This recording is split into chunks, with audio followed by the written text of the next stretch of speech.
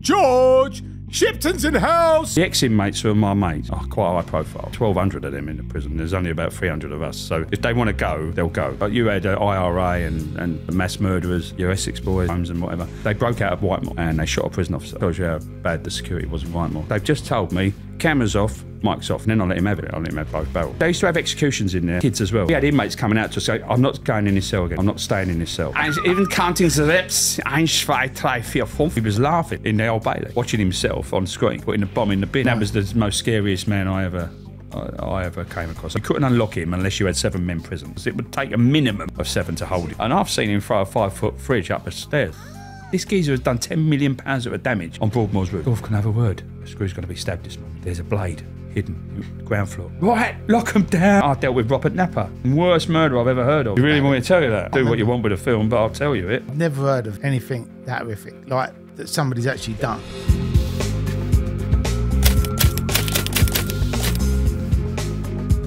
Welcome back to the Criminal Connection podcast, and this episode is proudly brought to you by Betovo.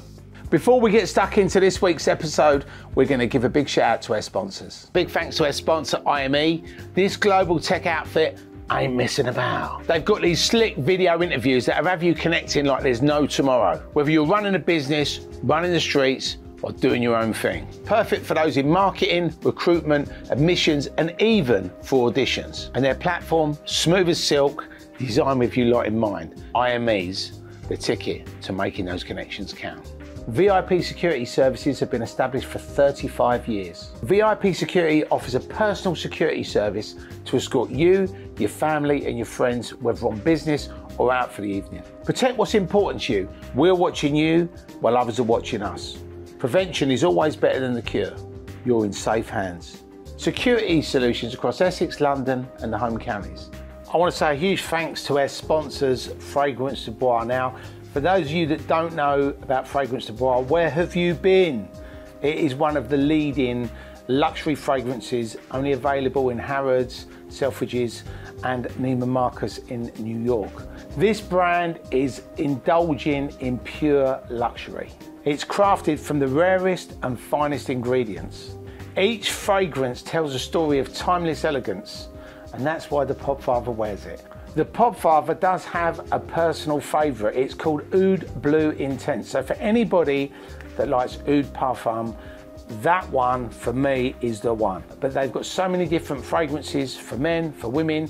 All of the fragrances are unisex, so make sure you get involved and sample the delights of Fragrance du Bois.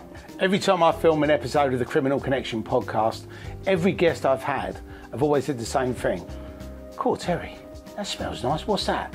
And I say, it's Fragrance du Bois. And they go, what's that? And I'll give them a link, and I'll give them 10% off, and they buy a bottle. So make sure you get involved. For all the Criminal Connection podcast crew, we've got a special discount for you. 10% off. All you need to do when you click on the link below and choose your luxury fragrance is to put in CCPOD10 for the 10% discount. So if you'd like to find out about any of our fabulous sponsors, make sure you check out the links in the description below.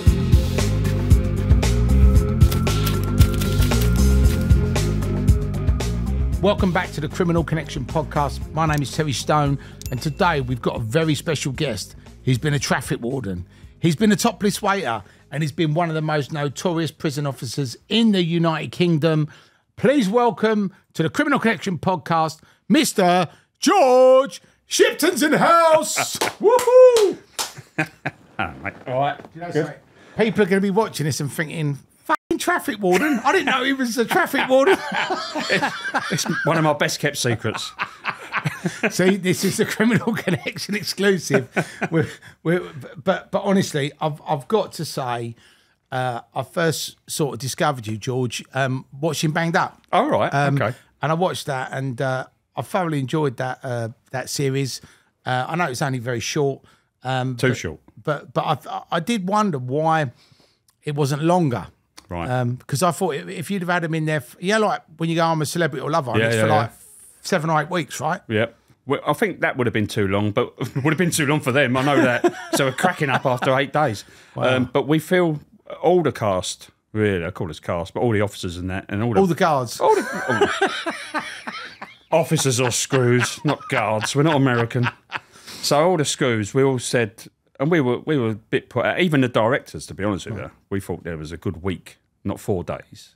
Right. But Channel 4 were a little bit, they were a little bit trepidatious of the amount they were going to put. Maybe the public isn't ready for it, because there was so much golden stuff that they didn't actually put on the programme. Okay, so we've had a couple of guys on here, Kevin Lane. Good friend of mine. And we've had a couple Shouldn't be back inside, by the way. No, I agree with that. Right. I agree with that. I mean, he's done long enough, right? He's done long enough. But do you know why he got recalled? Or oh, I won't go into that. That's down to the Justice Department and whatever. But I know what's gone on, and I don't think he should be banged up. Okay. I'll say that right now. Right. I can say it now as I'm an ex-screw. Right. The man should be out. Okay, but maybe doing podcasts and being on telly. Maybe those who are in the higher echelons don't like all that, do they? Right. I mean, he's been very vocal, obviously about when he had his prison sentence and that he was fitted up and blah, blah, blah. So obviously he's been very vocal about that. And then obviously he's been out, obviously he's been on banged up. But Tony Gooch was another guy that... Yeah, I love Tony, he's a top man. And they all said that some of the best stuff, like you just said, they never disclosed what the best stuff was. Can you give us any... Okay, so... None of it was scripted, right? Okay, you might have had production as screws. We were literally told cameras, 50 cameras or whatever, around this prison area. You never saw a cameraman. If you saw a member of production coming on, they were dressed as screws, so it blended in. So that might be the time when you see it on camera where someone's face is blurred out. Right. And all they were doing was coming on and changing batteries on mics and things like that, or changing camera things or whatever. So they would slip on, but we had them so that they had to ask permission. Right. Because we said, look, this ain't a fucking TV studio. This is a prison. If you want us to run it like a prison, then you don't just wander on.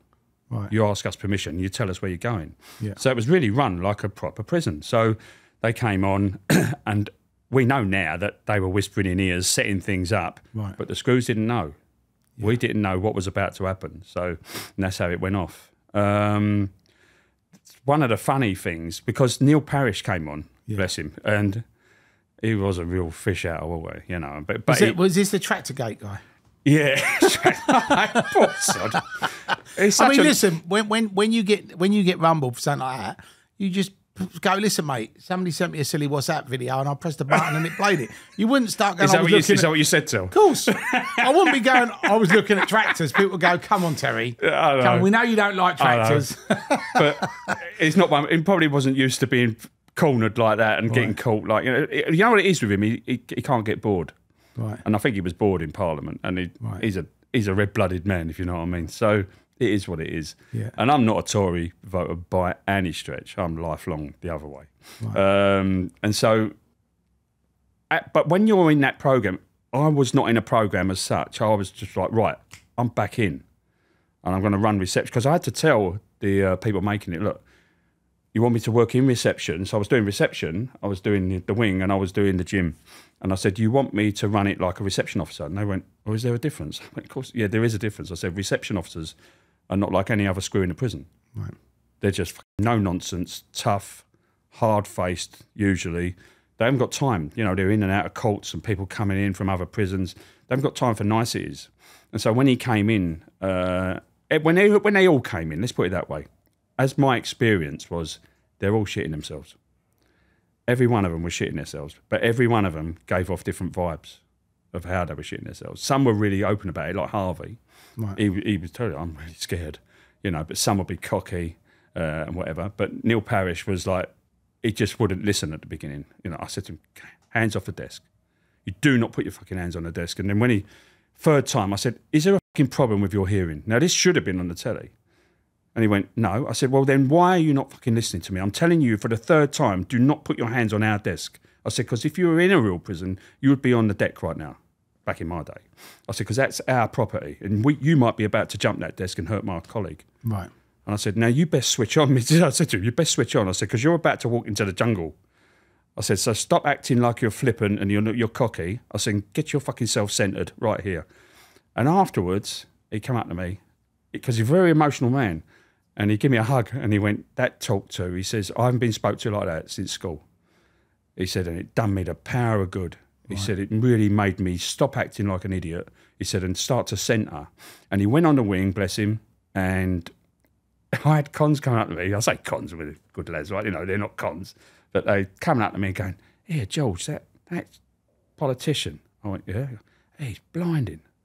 He just has a go back. Right. He joins in. He's not hiding. He takes the shit." Because they sat him down and, mate, they put him through it about the pond. Yeah. And I knew they would. I knew they'd put him through it, and they really hammered him with it. And it was getting to him. You could see it was getting, but that's prison. Right. There was no hiding place. It's all raw. Right. And they're not trying to be your friend or anything like that. They're just right on him. And so as it went on, he really became very, very popular amongst the inmates. Right. And to the point where one of the inmates took a dump in the showers. Right. All right. And it was for Scottish independence. It was a protest. And he fucking stood up with his Scottish flag. But he took a dump in the showers, a real dump. It wasn't pretend. Did this happen in the prisons normally as well? Oh, yeah. Oh, right, okay. So people used to just shit in the showers for life? I mean, it's not an everyday occurrence, but things like that will happen. I mean, I've literally seen a man say, it was an IRA man, you know, "Governor," like that, you know. So what? Go shit in his hand and then eat it. So I've seen that. What did that do? Give him superpowers or? Shit, man! I never kissed him, so I don't. I mean, but why would anybody do that? I mean, Well, it was a protest. Right. I mean, I can touch on that. I suppose really with the IRA later. For you, you know, I mean, it'd be like, well, you can eat as much of that as you want, mate. You know what I mean? Yeah, but you might get that response from me. I mean, I actually said, "Well, I'm having chicken for dinner," but you know, with him, it tastes much better. Oh, mate. Well, I hope so. You never know with the wife's chicken. Right. I might sit down with him. Are you still with your wife? Yeah. I was going to say, because you might be watching this. You're going to get in trouble. She's 35 years together. She's heard it all. She don't even watch these. What do I need to watch that for? I've heard it all. Right. So, yeah, he became quite popular, and we couldn't get you, because they said to me in my ear, "Oh, you know," they said, "Can you go into a cell? We want to talk to you." So they said, "Can you get Harvey," because he was a cleaner, to clean the shit up? And then I had to tell them prison rules. I said, "Look, you can't instruct a prisoner to pick up human shit. You can't. I mean, even if he was employed in prison, you can't tell them you have to do that. That's beyond their job." So he said, "Well," so we asked for a volunteer, and fucking Neil Parrish, he put the hazmat suit on, mask. Right. He's got a farm, hasn't he? What's the difference? He says, picking cow shit up or picking up the human shit. Who gives a fuck? It's all shit. It's our shit to me. And he went in and. Because they will just sit around. This fucking smell. It was a hot summer day. It was wafting through the wing. He's just gone in, hasn't he? Like picking up your dog's poo, and he's put it in a bag, and he's waving it at all the inmates. And I left him as he was doing it. I went downstairs, and I was coming up onto the wing, and they said to me in my ear, "Oh, can you go and have a conversation with Jax, one of the other officers, about this incident?" And I went, "No." This kept happening. I went, "Nah, we can do better than that," like that. And this wasn't filmed. Well, it was filmed, but it was never shown. And I went back on the wing as he was taking his hazmat suit off, and there's about 40 cons all sitting there watching. And I went, "Right, shut up, listen," like that. "This man has gone above and beyond anything you lot would do," I said. "And for that, I, as an ordained minister," I said, "give him redemption for his crimes in Parliament. You are redeemed, my son." I touched his head, and the whole wing went bananas, all cheering him on. And he was like getting pats on the back, and he'd give me a hug and all that. And I thought, they've got to show that. For some reason, it got cut out. I suppose it's that thing where they probably wanted to try and make it serious. Whereas I think that humour would happen on a wing. But that's what I mean. You want the humour, but I think the problem with it's the same with film critics, same with a lot of TV type people. They because they haven't lived it. Yeah. And like you said, what you said earlier, they didn't think the public were ready for it. Public are ready for it. The public have been watching violent gangster films forever. The public are obsessed. And I will say this because, you know, the British are a strange breed when it comes to their prisons. I don't believe there's any other nation like us when it comes to an obsession with their prison system. Maybe it's because it's so ancient or whatever, and because of our way, we don't prison officer like any other country. Right. You know, with other countries, it's very black and white. I mean, I've sat on the HSU when they sent a delegation from America to us to find out how we were keeping a lid on the place, because it was Europe's most volatile place at the time, and yet staff assaults were so low. Right. And so these Supermax people came over and they were like, you sit and talk to them? You play pool with them? You play table tennis? And we were like, I think they'd probably expect you to say you used to beat them up. no, that's what they expect. Because what happened was, I'll tell you, while I was in that unit, which I'll go on to later, but while I was in the unit with these high triple cat A people, we had an American in there. And when and he was a San Francisco 49er, wide receiver, built like a brick shithouse he was. And he was awaiting extradition. And when we first got him, he wouldn't look us in the eye. He wouldn't talk to us. So I said, well, look, you're in Britain, mate. We talk. We're different, you know. And he went, oh, in America, he says, if I look a guard in the eye, I get sticked. You pull him out and say, we're not guards, we're screws. That's right. Kangas in London, kangaroos. Right. So yeah, kangas. I said we're not like that. We don't operate like that in Britain. Listen, I know there's places where that probably does go on in Britain and did go on, but certainly not in a high-profile place where I was. And obviously, we talked a little bit about Banged Up, and we touched on a few of the stories. But if we like rewind, right, to South London, I've got hair now, have I? Have you got hair? Yeah, I've got hair. Have I? What sort of hair did you have? Was it like a long blonde? Oh no, it was Irish. Oh, it was an Irish. Strawberry blonde. Strawberry blonde. So you grew up obviously in South London, right on the Old Kent Road. So my flats were opposite the gasworks on the Old Kent Road near the Kentish Drovers. Right. That's a happy place. It was. It may not be now, but we had people in them. We moved in like 1970. We were one of the first families in it. Yeah. And people were swapping 3-bedroom houses to get in the tower blocks. Wow. Yeah, because it Why? was Just because that warm, no damp in them days. It was brand spanking new. It was the new thing, tower blocks. Yeah. We had tenants association. They'd have coaches pull up on a Thursday, take us to Lorry Grove swimming. All the kids. They do, and in the summer, all the parents would come out, do Olympics, mini Olympics. It was a cracking community, really good.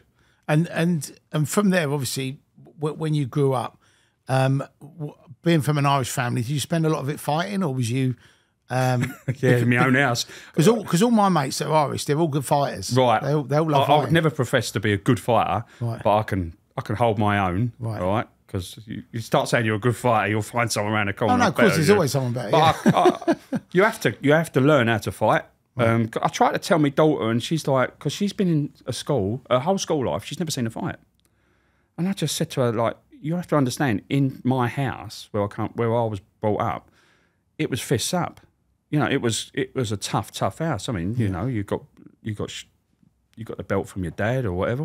I didn't look at it and go, oh, that's terrible, because your mates were getting it as well. It was. I mean, a lot of people talk about now about, you know, violence against children and different things. But obviously, when you grew up in the 70s, you know, it was a kick up the arse, smack around the ear hole. It was a whip. It was a cane. It was a slipper. It was a belt. It was. So, it was all. And then you went outside the front door, and it was fists up again. And then you went to school, and I'll say to my daughter, because I went to an all boys school, Paragon, on the Old Kent Road, and if the other boys weren't kicking the shit out of you, the teachers were. Yeah. You know, it literally was. They were chucking stuff at you. I've seen the teacher have a kid's head in the door and smashing his head in the door. Yeah. I've seen it all. And back then, the violence was everywhere. But you joke. And when someone says, why is he doing it to that kid? He's knocking some sense into him. But that's what my dad and my mum used to say to me. Whenever they used to hit me, I always used to say, why'd you do that? You know, and they used to say, because we're trying to knock some sense into you. It toughens your spirit, I believe, and it makes you dig deep and find something that gets you through. Yeah. And with me, it was always humour. Yeah. I mean, I'll be honest with you, George, like, when we're talking about, you know, I didn't get beaten for no reason. Right? No, You'd have to be naughty to get beaten. You know what I mean? So it wasn't just violence for the sake of violence. I just pushed too far sometimes, which I tended to do. And my dad had a long fuse, ex-boxer, but when he went, you know, that was it. There was no turning back. You were going to get it. Was it like, come in the garden, son, I'm going to teach you how to fight? No, garden? I didn't have a garden until I was a teenager. Right. No, it was up to the 10th floor. But okay. No, you just were backed into a corner and you got it off your old man, and it just... You know, and then you leant on the bed and prayed to God that he catches cancer or something like that. Right. Please, God, kill him. Yeah. You know, we've all done that as kids. I hated it afterwards, thinking about it. And then you get people nowadays going, you know, you were abused. Oh, shut up. I mean, I'll be honest with you. I just got what I deserved, really. There are people, in the world that have been abused by people, absolutely, people being drunk and just not liking their kids. I wasn't beaten. No, only for a good reason. I wasn't beaten indiscriminately. I wouldn't say I was beaten. I got a wallop in now and again because I deserved it. Yeah. You You know, and it taught me manners. It taught me like to keep your gob shut and be. My mum would give me a smack round the head if I didn't open the door for a woman in Peckham in Rye Lane. You know, if I was going through Woolworths and I just opened the door and let it swing back on a woman, I'd get a wallop. You let the woman go first, you let a lady go first, and you open the door for her. And then when we was on buses, you stand up, let a woman sit down. Yeah. And I still do it to this day. All them values are gone now. You know, I don't care. They're within me. But what I'm saying is, and I'll pass them on to my son. But when you walk around now, like you don't see people have. I think that's, people can be negative about the way we were brought up in the 70s. But one thing it taught was definitely resilience. It definitely taught you manners.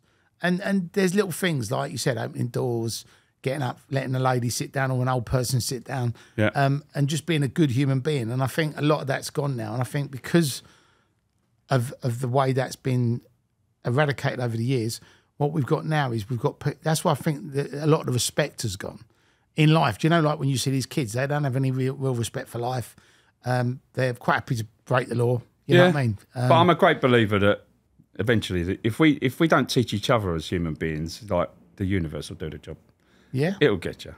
Oh, okay. It will get you. We're leaving it in God's hands. If you live long enough, I'm not saying about God or anything like that. No, but leaving it in God's hands. Yeah, life will send a tsunami of shit, and it will land on you eventually, and you'll be taught how you're not a god, and you're just human, and to just be a bit more humble in life.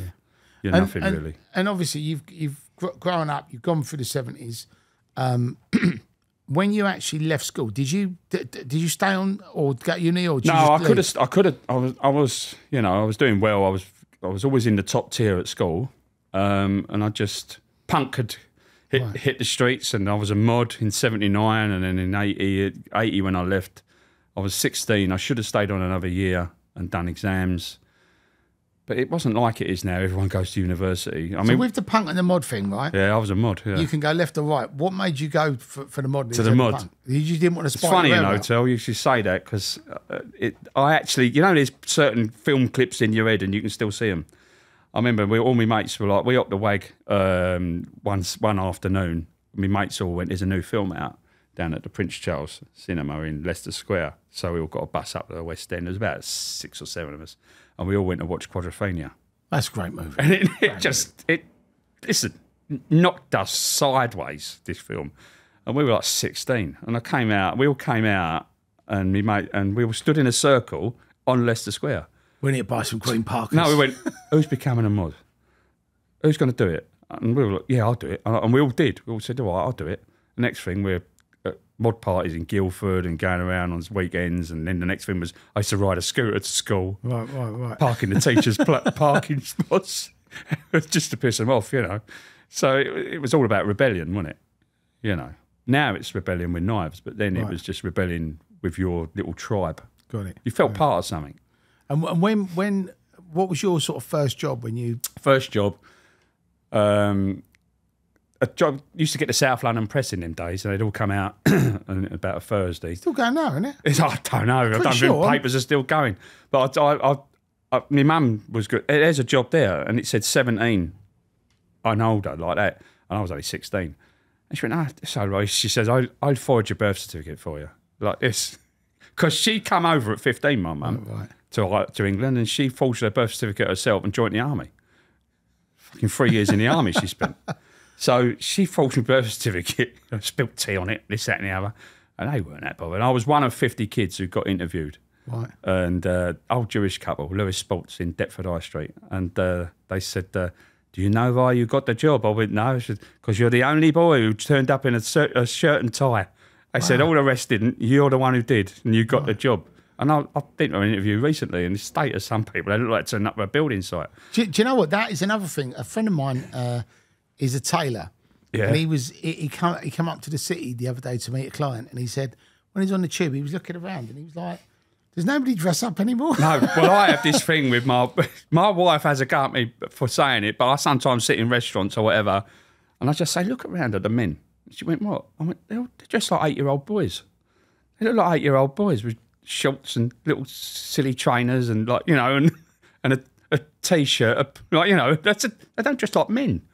They're all dressed like little boys on a night out. So you go out, dressed like a man. Right. You know, that's my opinion.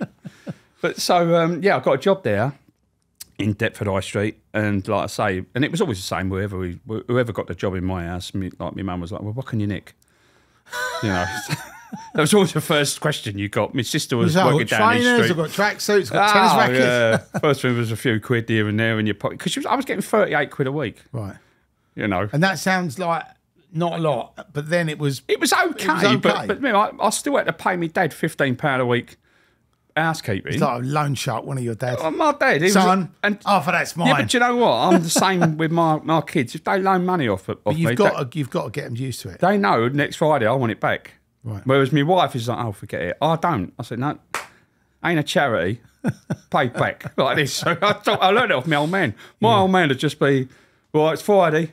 Where's me money? And that's your lot. But in the real world, I think you have to do that, because if you don't, and you know, you have to learn to be paying your bills, right? Yeah, you got to get into that habit.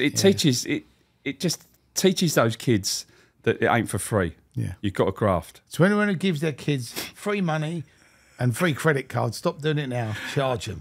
Get your money back. Well, don't charge them, but at least get your money back. Charge them. Do you know how much his house costs? You're worse than me old man, you. You'll be hitting me with a strap in a minute. Do you know something? When that boiler goes wrong and that plumber comes out, you don't do it for free. Listen, I know. And those lights you keep leaving on. Nah. Do you know what, though? The older you get, the worse you become, because I've even done it in my house now when I go and turn the lights off and I'm thinking, oh, my God, I'm turning it into my dad. Oh, no. I'm the same. Oh, dear. But and then... So then I thought I've got to leave this job because I'm going to get caught soon. Maybe this gives me the thing I had on the landings, more empathy. Because I thought, this could be me, you know. So then I got a job in a factory in the Old Kent Road, making car mirrors. You know, then I became a traffic warden, which you seem to touch on. I love that. I used to do about 5 tickets a day, if that. So do you know something? Now, I'm convinced they put them on commission. No, they're not on commission, because my sister used to run the one in Greenwich. Right. But they want to know why, and they push them, and they just sack them. They're not doing a certain amount of tickets. Well, back in the day, it wasn't like that. Right. You were part of the Metropolitan Police thing, see? Wow. Because when I see them now, it's like they're hiding behind... some bids, and they jump out and go, boom, put a tick on the thing. So it's like, yes. Here's the truth, right, of traffic wardens. That's what I've seen. Back in the day. No, back in the day. Right. You were taught that ticket is the last resort. Oh, really? Yeah, because they said, if you give a bloke a ticket, he's going to go, all right, fuck you then. And he's going to leave his car there. So the idea of a traffic warden is to clear the roads. Right. So that's why I used to log them, put them in a logbook and give them 5 minutes, 6 minutes, something like that, and wander up and down outside the restaurants or the barbers or whatever, and they'd all come running out and they'd move. And that was the goal of the traffic warden, was to be a presence, so people came running out and moved their motors, and then all of a sudden the road was clear. Yeah. Not, if you give tickets, well, I've paid for the right to be there, don't I? I did see a video, and I don't know if I'm allowed to laugh at it or not, but there was a video of a guy, and he'd gone into McDonald's to get a milkshake, and he'd come out, and the guy was ticketing his car, and he just threw the milkshake over him. And I think everybody who's ever had a parking ticket was clapping. Would be like, yeah, don't do it to Nigel Farage, do it to the traffic wardens. But there was a really bad video recently. I don't know if you saw it, where a traffic warden was going around putting tickets, and 8 guys actually jumped him and beat him up, not badly. And they don't get a lot of backing from the old bill. Look, I've been in uniform jobs. I'm in one now, but I've been in uniform jobs. People got to pay their bills. Yeah, people have to pay their bills, and when those roads are jammed up and there's no one's moving the traffic on, you're soon saying, like, we need people out here to get the traffic, to get these parked cars moved. I mean, I was joking earlier about the traffic warden thing, but the actually beating up somebody for doing their job is wrong. They get more abuse than anyone, I think. But listen, it is what it is. You know what you're getting into when you join the job. You know what you're getting into. I think it was a good schooling for me for when I did become a screw. Is it good money being a traffic warden? It was in them days for an 18-year-old. Right. I was 18. Did you get any perks with it or not? You used to get invited into wine bars when wine bars were just becoming a thing. Right. And so you left the cars out. You left the cars alone, go in, come out half pissed. Many a time down Great Suffolk Street, come out of a wine bar. Mr. Shipton, why don't you come into a fine establishment? They were great. A nice bottle of rosé. They were great. They'd get you into the wine bar. Do you want a red or what? Oh, go on then. Like, I was only 18. I was going home half pissed. Right. and then after the year and a half of being a traffic warden, labouring. Did you have any funny stories or not really? Or was it just as a traffic warden? Yeah. Not really. Just you meet the odd star or something outside London Weekend Television, Bruce Forsyth, people like that, and he was lovely. But no, not really. As a traffic warden, you just want every day to be quiet because it's just endless. You know, I once threw my bag off because an ice cream man rammed into my notebook. And 18, you want to fight the world, don't you? So coming in.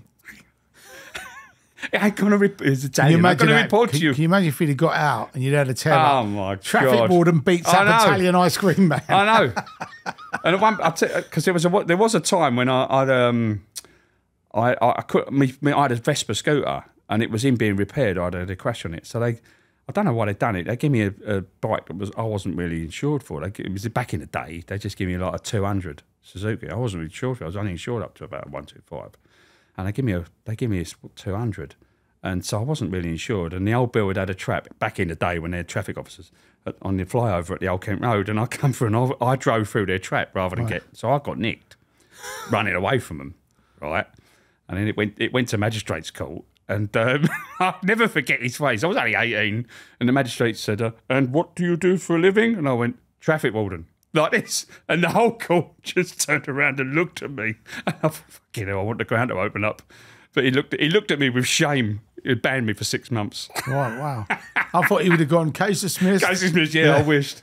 he loaded it up even more, give me a bigger fine. But wow. That is the background I come from. It was just, you just ducked, dived. And then you, like you said, you went on the labouring. I was doing other stuff. I was, like I say, do you know what we talk about, people say about the ex-inmates who are my mates are quite high profile. And at the time, I didn't realise that they were going back to their cells going, oh, fucking Mr. Shipton's all right, and he's a good bloke and all that. I was just literally being what I am, being who I am. So I've now since discovered the high-risk cat A's and that were going, he's all right, he's a good bloke. I never did anything iffy or anything like that. And I wasn't the only officer like that. I'll tell you that now. Like people like Paul Del Monte, people like that. They were good officers, you know. Gareth Vaughan, who I worked with, good London officers who knew the score and didn't want to. We weren't bullies.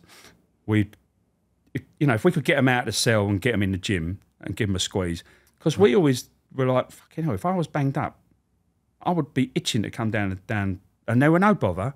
The cat A's, so come down, there were no bother. And give them a squeeze, get them out. And I'll tell you what, those little acts of kindness, you weren't doing it for it to go a long way, just doing it, if I was banged up, that's how I would be. Because I was into crime. I was doing little bits of petty crime. I was at one point going in and I was breaking into like these show houses, nicking all the central heating out and flogging it. You know, I was doing this stuff. Yeah. You know, and when I was a postman, we was up to all sorts. Right. You know, you never bought a Christmas present. You just all fucking... I can say it now. This is way long gone. It's 30 years ago. Postman Pat. You know, he wasn't like us. He didn't have a cat. If he'd had a cat, he'd have had gold jewellery around it and that all the time. Yeah, Postman Pat had a great Christmas every Christmas. Didn't we though? But that's an interesting point you made, George, because for anybody that's listening or watching to this podcast that has never experienced prison and would never want to experience prison, that thing, but like you said, it's not showing and respect. It's just basically being human. And that's actually, all it is. Yeah, you play the game with me, and I play the game with you. Exactly. You know what I mean? So, and most of those guys, you know, they just want to get through their time and get out. I'll tell you what, and there were points in the prison. You don't mind me talking about the prison at the moment? No, not at all. No. Yeah, I mean, there were points where you thought, because I've mentioned it before, but I was the first officer, so I was told, to volunteer for the HSU, to the High Secure Unit in Belmarsh, because it was action every day. All right, so you had IRA and you had Colombians, you had Italian mafia, you had mass murderers, you had gangs of armed blaggers, your Essex boys, things like that, you know, Worms and whatever, and they were in, and so it was a real hothouse of high-profile people who didn't have anything to lose, really. And so it was really full on. And I asked to go there because I'd had enough of the wings. And then when I went there, I trained up to become a sports and games officer, so that they could come out on the yard and play short tennis, and they could play football five-a-side or whatever, because they needed someone qualified to do it for insurance purposes. And then one day I come in, and I weren't coming in. I got phoned up at home. Can you come in? I think it was on a rest day. I went, I'm on a rest day. Oh, we got a sit-down protest. There was about 9 of them, and they want to talk to you. I was only an officer. I went, oh, talk to me. Well, I said, can't. They said, no, they've all got their backs against the wall. They're not going to come. Otherwise, we're going to go and kit it up. Can you try and sort it out? And we did.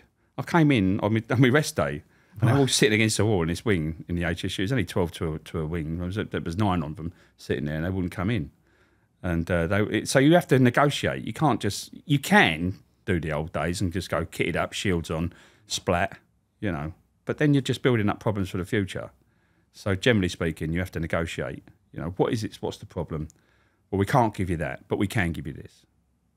And it's always a negotiation, because the real screws know we are only allowed to have the prisons because the prisoners let us have the prisons. Because guess what? There's fucking 1,200 of them in the prison. There's only about 300 of us. So if they want to go, they'll go. Right. If they're organised, they'll go. So you only own the prison because the prisoners say so.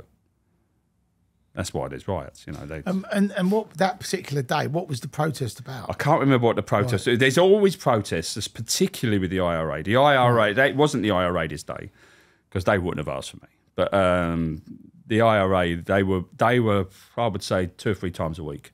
Wow. They would be telly smashed, fucking cell fires, fucking kicking off, There is one of my favourite ones was when we had what they called a Whitemore 6. There was only 5 IRA, and one of them joined the escape. They broke out of Whitemore, and they shot a prison officer in the leg. They had a homemade gun that they'd fashioned in Whitemore, which tells you how bad the security was in Whitemore. So they'd made a homemade gun in there, and they shot a prison officer. Well, they went on the run, and then I was actually there the day they got caught and they got brought into Belmarsh, and I was wandering them. They were all in yellow stripes for escape, and we took them in, and they were very high profile. So that's what happens if you've escaped. You have to wear what they call E-list clothes. So it's dark blue with a yellow stripe down the leg and a yellow stripe down the top. You've got to wear it. Okay, so then you're seen throughout the prison, but that in itself makes you a little bit of a celebrity, right? Amongst the colleagues. People come up to go, George, listen, mate, you can't get one of them tracksuits. We actually had an issue with one of the celebrities on the programme, because he tried to have an escape, okay, and then he tried to escape, which they put him up to. We didn't know, so we said, right, we've tried to escape, so you've got to wear E-list clothes. And it was Sid Owen. And Ricky. Yeah, Ricky. He got fucking sick of that, I'll tell you. He's a lovely fella. Honestly, though, it's when you play a role that prolific, everyone must have just as soon as he came on the wing. But I did say to him, and I got it bang on, I said, 48 hours. I said, you'll get 48 hours of this, and then it'll stop. I said, I'll get bored of it. 48 hours of Ricky. Yeah, that's what he got. Everywhere he went, Ricky, and, Bianca and all that. Did he take it well or not? He said, I had good chats with Sid as it goes, and he's just. I've met him briefly, but everyone says he's a great guy. He's a nice fella, very nice, very calm. But it was getting to him after day 3. He was. He woke up going, Ricky. He would come out. And this is one of the things that really wasn't fully shown. I shouldn't laugh, I'll tell it, but it is funny, Ricky. I know. I wasn't allowed to say anything just after the programme had been shown, but now it's been gone, so I can tell you exactly what happened. Was he was going to go? He was going to leave because he'd been Ricky. No, it's his fucking E-list clothes. So he was like, I'm being victimised, and it really showed you what happens in prison is that eventually you do get this victimisation complex of.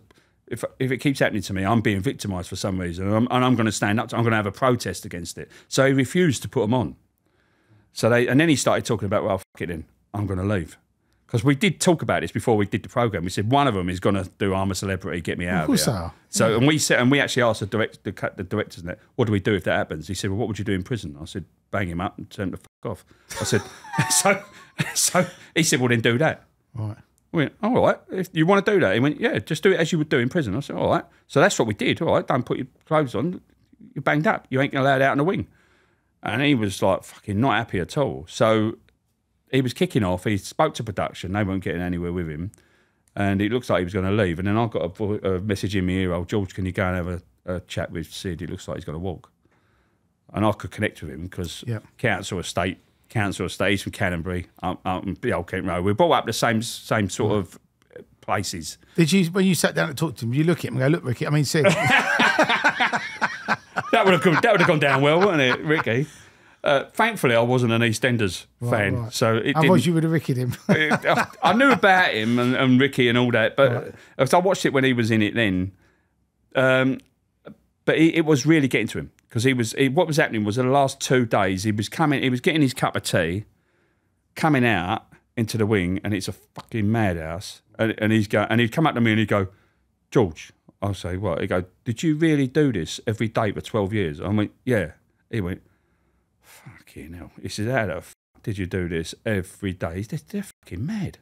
Like that. So, and then he'd go back in his cell. So I called it his invisible semicircle. So he didn't really mingle? Not at the beginning. Right. So then once I chatted with him, what happened was they said to me, go in and talk to him.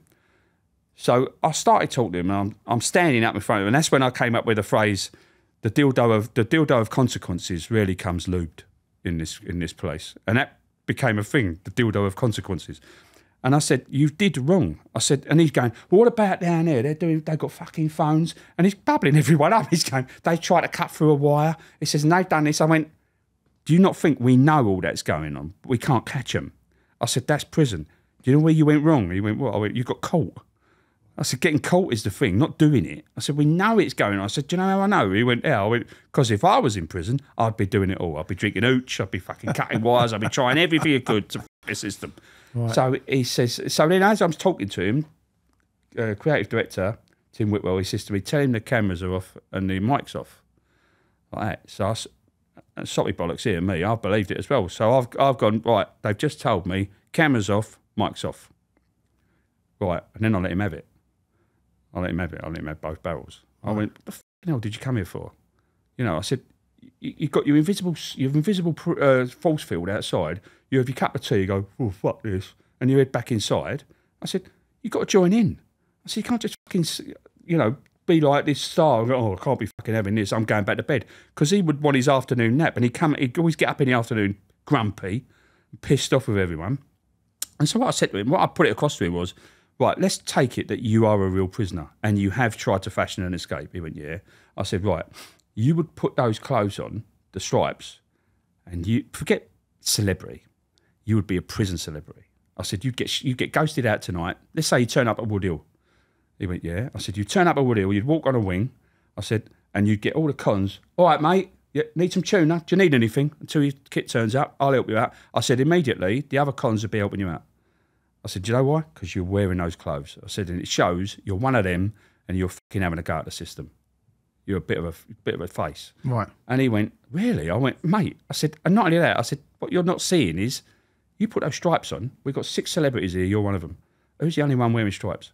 I said, you're going to stand out, aren't you? Now, I didn't know this was being filmed. Right. And he went, I never thought of it that way, George. And now they've gone in me. I was there about a good 10 minutes.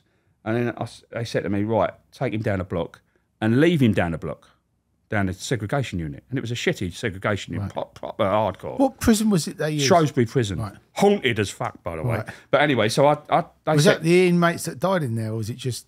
They used to have executions in there, kids as well. Happy place. Mate, you don't want to... We had inmates coming out to say, I'm not going in this cell again. I'm not staying in this cell. So what was it? Was it like, where did this... They were seeing stuff. Wow. You would hear stuff. My mate, Big Alex, 6'9" jock screw, he saw something at the end of the lot when he did nights. He said a big dark shadow at the end which no one was allowed up on, and the cell bells are always going off on the top floor. Right. doors slamming. Oh, so it is a real It's thing. proper real. Right, wow. I mean, you know, gives you the willies. Britain's most haunted prison. Mate, I tell you, you want to look it up on YouTube. I said to him, I said, I knew about it, but I weren't going to tell the cons because they shit themselves. They were big, tough boys until you start mentioning things like that. Right. And so what I done was they said to me, don't leave him down the block and don't talk to him. Just leave him there. And I went, nah, fuck off. So I was known for doing that with production because I didn't ask to do the programme. They asked me. I've never gone into this podcast or anything like that and asked to do things. I've always been asked. So I'm not one of them people seeking fame. I just do the adventure. Right. And I was doing this programme for the adventure. And so I said to him, no, I'm not leaving him down there. So I sat with him for an hour. I got his head straight. And I just had a chat man to man about our pasts. You know, like I'd lost my house in France. Right. He lived in France. So I was striking up a connection. And we just sat as man to man for a little while. And from that moment, he changed. He came back. He came on the programme, made him a wing cleaner. He got on with life. He chucked the six and joined in, if you know what I mean. He stopped all this. Oh, I can't wait for this to end. Right. I said, what way I put it was, you're a Londoner. You're council estate like me. I said, you're fucking mugging us right off. But you can't do 8 days bang up. I said, you want to have a fucking word with yourself. I said, for fuck's sake, 8 days bang up. I said, do it standing on your head. I said, it's only 8 days. I said, it's a fucking whining. Was there anybody? I think he just lost himself a little bit. Was there anybody in there that was a pain in the arse, or were they all right? Well, I'm not going to name the people who were pains in the arses, but you know, there were pains in the arses, and it got to a point at one point. On the celebrity side or the con side? Celebrities at the beginning they needed to learn quickly because it was only a short spell. Yeah. They didn't have the bedding in time, right. So that's where we came in. And we were like, look, we've got you back. We're watching you because it did go close a couple of times. With Marcus Luther, you know, lovely fella. Is that the boxer? No, he runs a boxing club in Shipton and that. Cracking fella. But they did surround him, and that was real. That wasn't put on, you know. And I said to Kevin, because he was banged up with Kevin Lane. And I went to Kev, rescue your cellmate, mate. Because I couldn't get in between because I was surrounded by about 9 or 10 of them. And they were taking a bit of umbrage the way he was putting himself across. You know, he was saying, I'm the light in the darkness and all that. And bless him, you know, he came in with one attitude and he went out with another. He saw us as the enemy, prison officers. By the time he left, he had a lot of respect for us. He said, I don't know how you do that job. And obviously, moving from that programme, but into obviously the real life, What was the calling to be a prison officer? So the calling really was I just not long met what is now my wife, so girlfriend, then became my fiance pretty sharpish within 2 months. And so we was talking earlier. Yeah. The housing thing, was this before or after? No, so this was like I wanted to leave home. I was like 25, 26. And so I phoned up Greenwich Council, and in them days it wasn't like it is now. It was a point scoring system, and so you know I thought, well, we've been council residents for what 40 years, my mum and dad, and so how do I stand? Well, it'll take you a minimum of 5 years on your current point. And my mum was like, well, you have to, you know, Irish brogue, you know, you have to be a minority in this country to get anything like that. So I went through the minorities, and I thought, well, I can be gay. Right. And I can be like in the threat of violence. So I phoned them up, told them I told them I was homosexual and that I was being put upon by my brute of a father. I've got to be honest with you, George. I do it well, don't I? Mate, have you ever thought about being in a movie? I think you'd be good. Well, it's funny you should say. Have you seen Big Boys in Sweden? I've not, but I will check it out. I thought you were in it. Yeah, so I phoned up Greenwich Council, and there's no, you know, I didn't ham it too much, but I did pink shirt it, and you know, and you put the voice on, well, just and the way you sit, and just little mannerisms, you know, and I told her, and I got put through to the homeless persons unit in Powys Street in Woolwich, and the geezer was like, so tell me sorts of things he was Indian, sorts of things your father's done to you, and I was, you know, but he calls me a. I said, and he doesn't allow me to kiss my boyfriend goodbye on the doorstep, you know. And ghastly man. He tried to chuck boiling water over me, and he knocked my tooth out. He's an ex-boxer. Oh, awful man, absolute brute, like this. And of course, they can't say, well, you're putting it on. Right. he walked into it so much, he leant across the table and grabbed my hand. He went, "Oh, you poor thing." Like this. I went, You thought I'm getting the house. It's okay.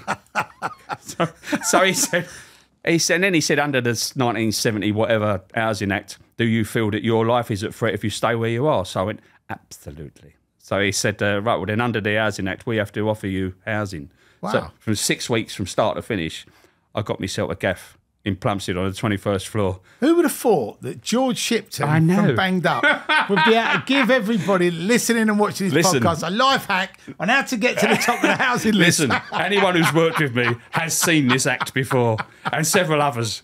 Excellent. I've done warm-ups like that in Belmarsh. Right. As gay and German. So you do sort of like stand-up comedy and play characters as well as being serious, right? You do have that side to you. I'm rarely serious. Right, when I can put on the act of fun, but still do my job. Right. I'd rather laugh through the day. You know, You've got to give us a little one of your German. Now you've done the okay. So yeah, this is something that hasn't really been covered by anyone really. Do you call yourself George, or do you change it up? No, so that's what I would do. I would do the whole warm-up in the German accent, you know. So I have to, even counting the reps, 1, 2, 3, 4, 5, and then I would say, right, you will train. And so now the normal cat A's and all that who've known me for years, right, they're pissing themselves and going, right, he's fucking funny, and like, they're all laughing. So now, look, I've got a gym, a weights room full of geezers laughing. Right, Isn't that better than fucking just had a row with a wife, I fucking bollocks, and I'm pissed off and I hate where I am. I've got them laughing. I haven't compromised security. Do you know something? I just got to put it out there. Do you remember Pontins? I do remember Pontins. Right. If you hadn't have gone into being a prison screw, you could have a red coat. No, it's a blue coat. Blue coat, was it? Pontins were blue coats. Butlins were red coats. Wasn't it? Yeah. That'd be fucking brilliant. So I used to do these warm-ups, but then you get the geezers who've been sent by, or they've just come in. They might be their first time in prison. And so I would do the hair flick bit. Oh, yeah. And my mate, Laurie Adam, would be... Have you ever met Vicky Michelle? No. I was good mate. She's funny, she is. Funny. Back in the day. Yeah, no. Hair flick of Digger Star Post. So I would walk around with a clipboard and a limp. Right. Now, people don't expect this in prison, but this is British prisons. This is what you get. And I was a PEI. Right. And the idea of gym is to enjoy yourself, is to let off steam, have a bit of fun. And so I would walk around. Now, you've got a picture, so you've got a 30 in a weights room, 20 of them know me for a long time, and they're not even fucking clocking. They're just carrying on their training. But the new geezers, you have to take a class register. I say, what is your name? And I keep a straight face. They go, Jones, Gov. Jones, yeah. What are your last 3 numbers?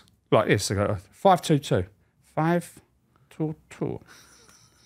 Jones, for you, the war is over. And I'd shuffle off, straight face. And he's going, he's fucking mad. Like that. And he comes with, you'll get used to it, But mate. you used to I bet you used to love that Hello Hello programme, because that was what you based it on, God right? moaning. I do that all the time. I still do it now. And you've got young people going, what's God moaning? George, when we have a premiere next, so I've met the guy who plays Hair Flick and Vicky Michelle. They both come to my premieres, so I'll make sure I get you there so you can hair flick them. Do you know what I mean? I've done it for real in a prison. Right. So I would do that. I would just fuck about, really, you know. And I did the, I don't know if you want me to do it, but the jam diet story, things like that. And I don't. Please share it. I don't know what it is. You don't know it? No. So the jam diet was, it just fell. It just fell into it like this. I was about to go on holiday to Turkey on a Friday. This was a Friday. I was about to go on a Saturday. Me, the wife, and my little boy at the time. And you know, like they say, football is on the beach. Well, I was on the beach. I was in Antalya. I was gone. So I'm like standing there, and our gym orderly, Mickey Guilfoyle, he's a really top boxing trainer. He was our gym orderly, and so he was there, like, and he went, George, got a geezer, wants to talk to you. Because I was the diet man. They'd sent me to Westminster University and I had to do all diets and stuff. So they said, he wants to talk to you about diets. I went, Mick, for fuck's sake. I said, I'm off tomorrow. I'm off. I said, I'm on leave. I said, I don't want to sit down and do diets with people. I said, I'm fucking done. He went, I'll help him out. He said, poor geezer, he's out soon. Like, he's out in about 6 weeks. I went, all right, bring him in like this. And it's just this, it's like a little goblin in my head that just says, come on, have fun with this. So he's whispering in my ear, this little goblin, and this geezer's gone, Gov, drop us out, mate. I went, what? He went, I'm on visits. He said, fucking wife looks across the room. She goes, look at him. Fucking arms on him. Look at these geezers, all fucking good bodies. You've been in fucking 18 months, you ain't done fuck all, stay here. Like this. She says, don't you get in the gym? She said, you're getting fatter. I'm fucking slimmer. They're all like fucking muscle men. What about you? He said, she put you right on me. So I just went, how much do you want it? Like that. He went, mate, I want it. You put it on me. He says, you tell me what to do, Gov. I'll fucking do it. I said, well, I'm going to go hardcore. I said, new type of diet. I said, it's sweeping America. And the minute I say it, you're going to go, fuck that. I said, I guarantee you. He went, go on then, what is it? I went, it's the jam diet. And he went, I went, there you go. I said, this is why people don't do it. I said, they won't listen to science. He said, well, what's this? Tell me then. I went, right, fat. I said, if I put a pound of fat on that table and I put acid on that fat, what happened to that fat? It would shrink away, wouldn't it? He went, yeah. I went, so the reason you've got too much fat on your body, I said, is you're not in a positive acidity. I said, you need to be positive acidity. I said, you're not eating enough acid in your diet. I said, to burn through the fat. I said, when you go through, it's like a barrier. You go through positive acidity. I said, the fat will be emulsified while you're resting. You won't even have to fucking train mush. I said, you'll be losing about £5 a week. Easy, like that. And he was like, he said the wheels turning in his mind. He went, it makes sense, doesn't it, really? I went, this is it. Now you're getting it, aren't you? He went, yeah. So how do I do it? I went, right, well, obviously, on the out, I said, you'd have fucking meters. I said, we're doing fat readings, this, that, and the other. I said, we can't do that. I said, so all I can do is, I said, the poor man's way of doing it is you've got to fucking stuff jam down your throat 24/7. I said, you've got to shovel that shit down you. I said, you've got to chaw it. I said, you've got to fucking swap burnt it. I said, you've got to do whatever you can do, get hold of fucking jam. I said, and you must not be an hour without eating jam. You got to, I said, get canteen, buy a pots of jam. Fucking hell, mate. I'm on it. I said, look, I'm away for 2 weeks. I'm on leave. I said, I'll come back. Come and see me then.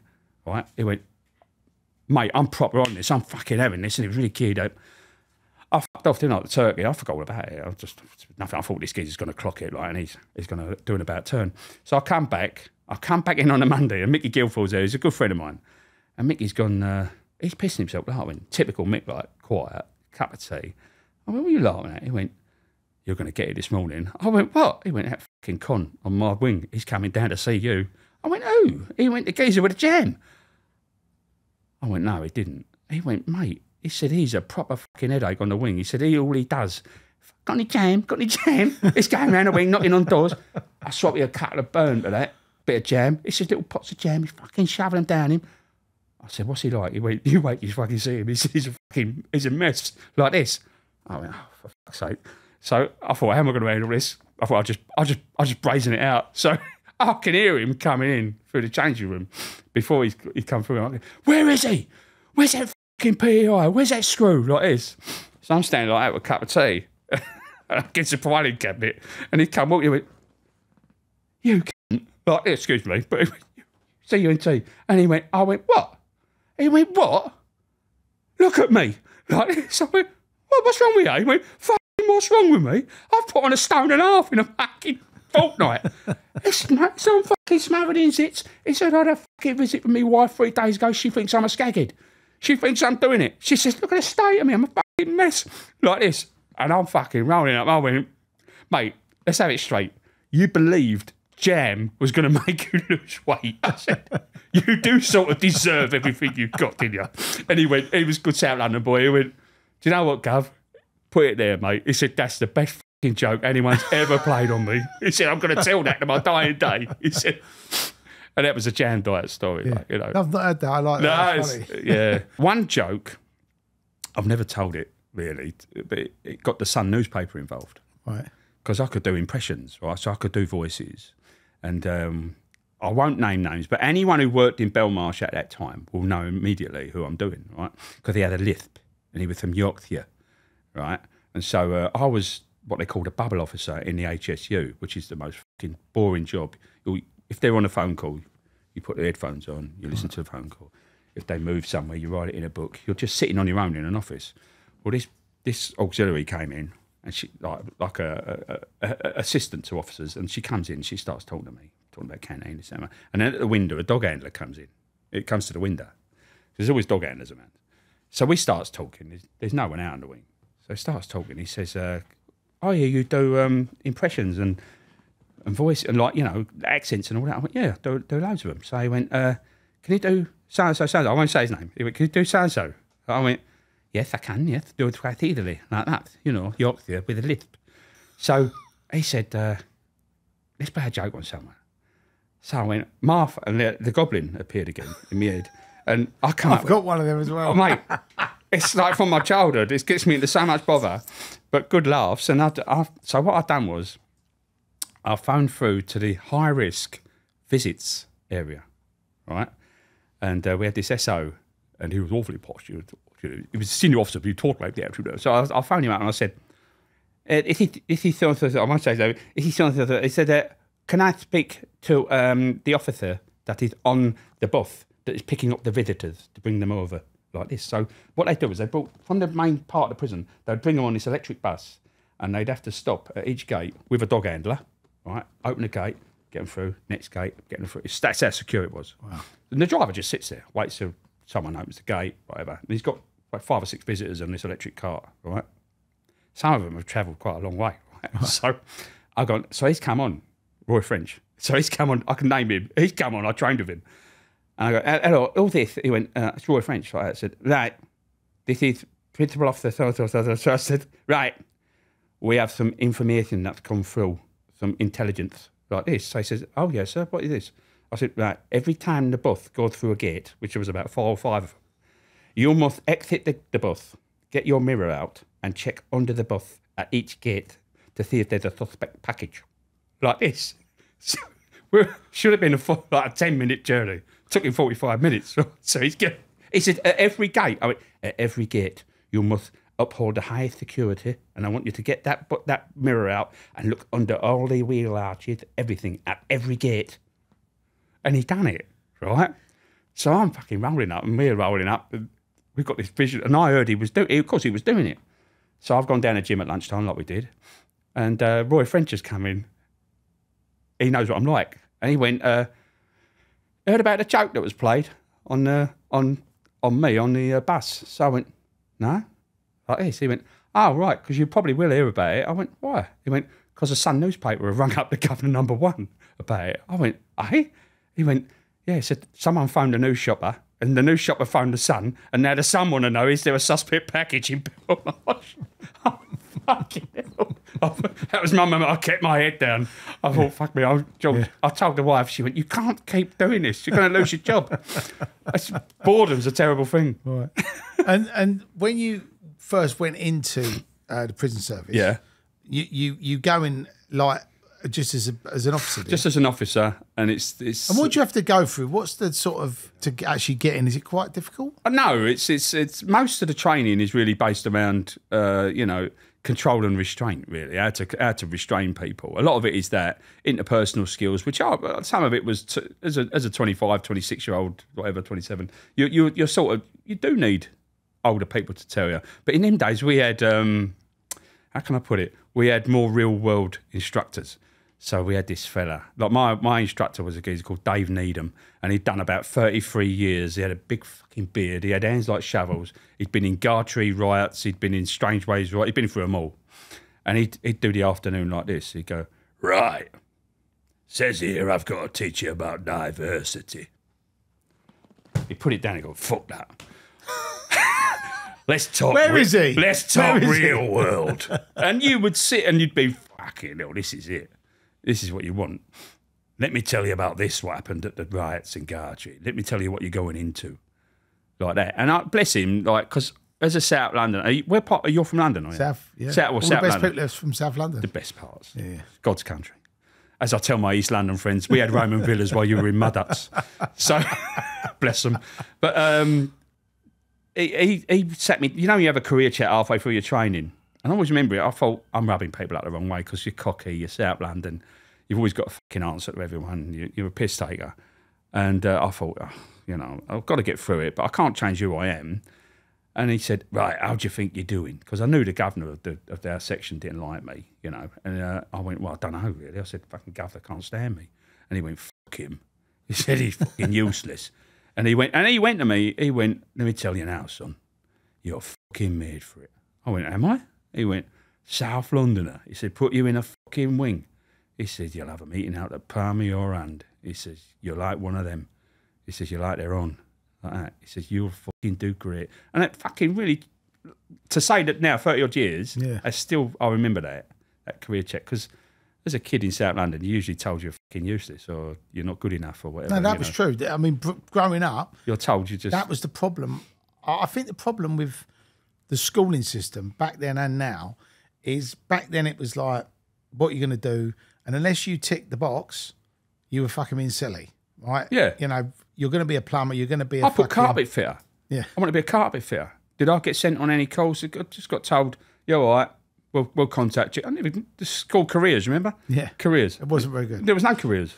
But now it's like, you know, I think when I was leaving school in the late 80s, it was like, you got to go to university, you got to get a degree. Now, like, it's bizarre. My son left school when he was 18. Right. And he didn't go to university. And the people at the school actually said, you know, your son can go to, or daughter can go to university, but the jobs they're going to do haven't even been invented yet. And I actually sat there and I just thought, what's the point of going to university? Shouldn't you sort of go to jobs that have been invented, though? Yeah, so I said, what do you want to do? And he said, I want to earn money. And he said, I've got an idea and I've got a plan. And he's gone out and done it. So good luck to him. But the thing is, I honestly think that one of the things that I think's missing from education is they should actually teach, you know, like there's that old saying about don't give people a fish, give them a fishing rod. Yeah. Actually say, look, you might not be academic. You might not be, there might not be a job that you go, I'm going to do that. I always say that. I always say that I had sort of number dyslexia. I fucking switched off during maths. I knew I was never going to do a job, and yet I could give change without having to look at computers like they do these days. You know, I was always taught the basics, and I always knew myself. I knew myself as a young kid. I'm not going to be doing number crunching. I know that's not my strength. My strength is people. Yeah. I knew I was going to be a people-orientated person. Yeah, you could have gone into sales. You could have. I could have. Yeah. Do you know what I mean? And So, I can connect with people. Yeah. I can make people feel special, and you know, and that's what you do. You know, whether they're a cleaner or whether they're a fucking director, they get treated the same. Yeah, I couldn't give two fucks. But with I think the Dutch and people like that, what they tend to do is they pick them out of 14 and they go, right, you ain't really going to do it fucking in the university way. Let's make you a plumber or electrician, and they would artisan train them, and they were doing that fucking donkeys years ago. Right.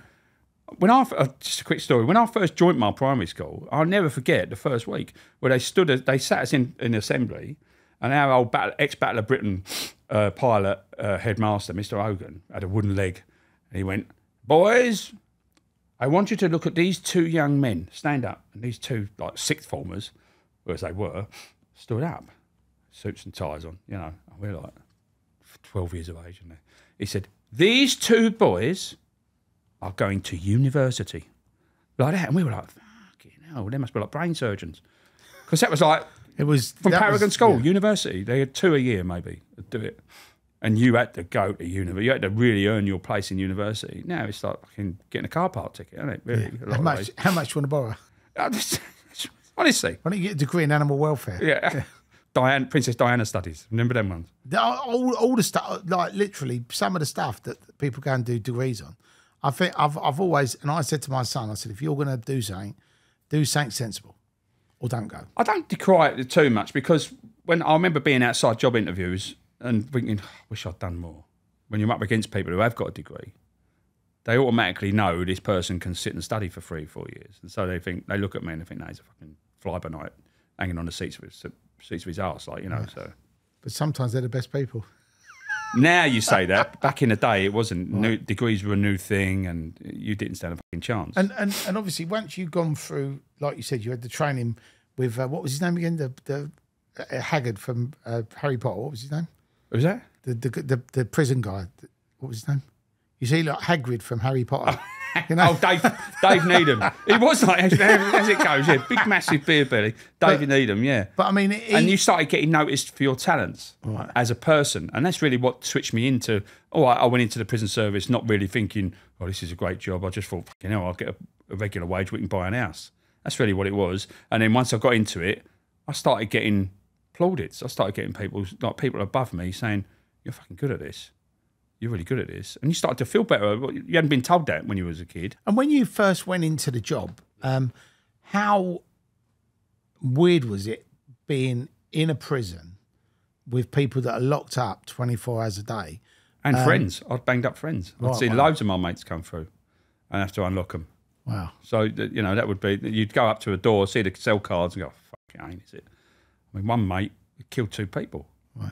You know, and he was the nicest boy at our school. Opened the door on him, fucking tell, what are you doing here? I've killed 2 people. Like, you know, he was the Spider-Man burglar going down the top of blocks of flats. He was taking angel dust. Wow. And fucking, he said, and he thought he was Spider-Man. He didn't. He said, I don't remember killing him.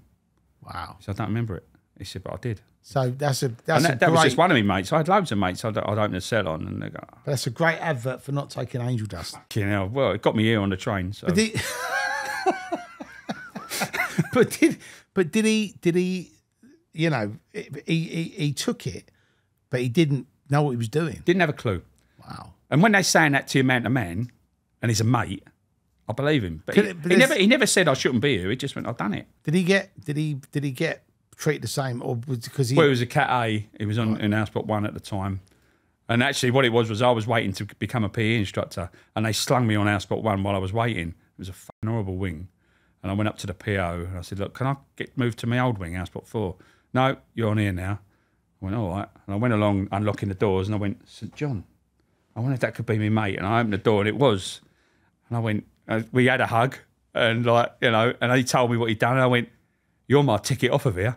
And he went, how? I went, well, if they come and ask you, tell them what we are, we're mates, because he's Irish Cat A.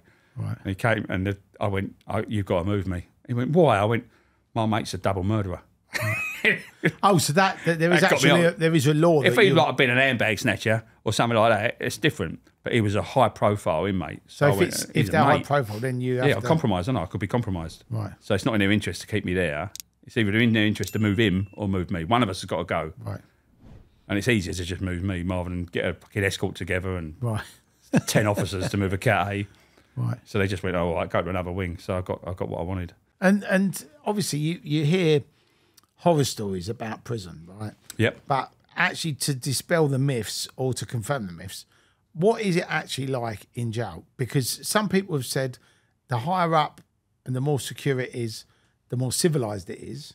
Amongst themselves? As in like, you know, they can all still fucking go. Yeah. But there's a lot more. They're in there for a long period of time. They've got nothing to prove. They all respect each other. I mean, is that a good something? Yeah. I mean, but I did 2 years of my service or just under 2 years in Whitemore, and that was hell on earth. Would you say that's the worst prison? For me, it was. Right. That I'd been in. It was horrible to work in.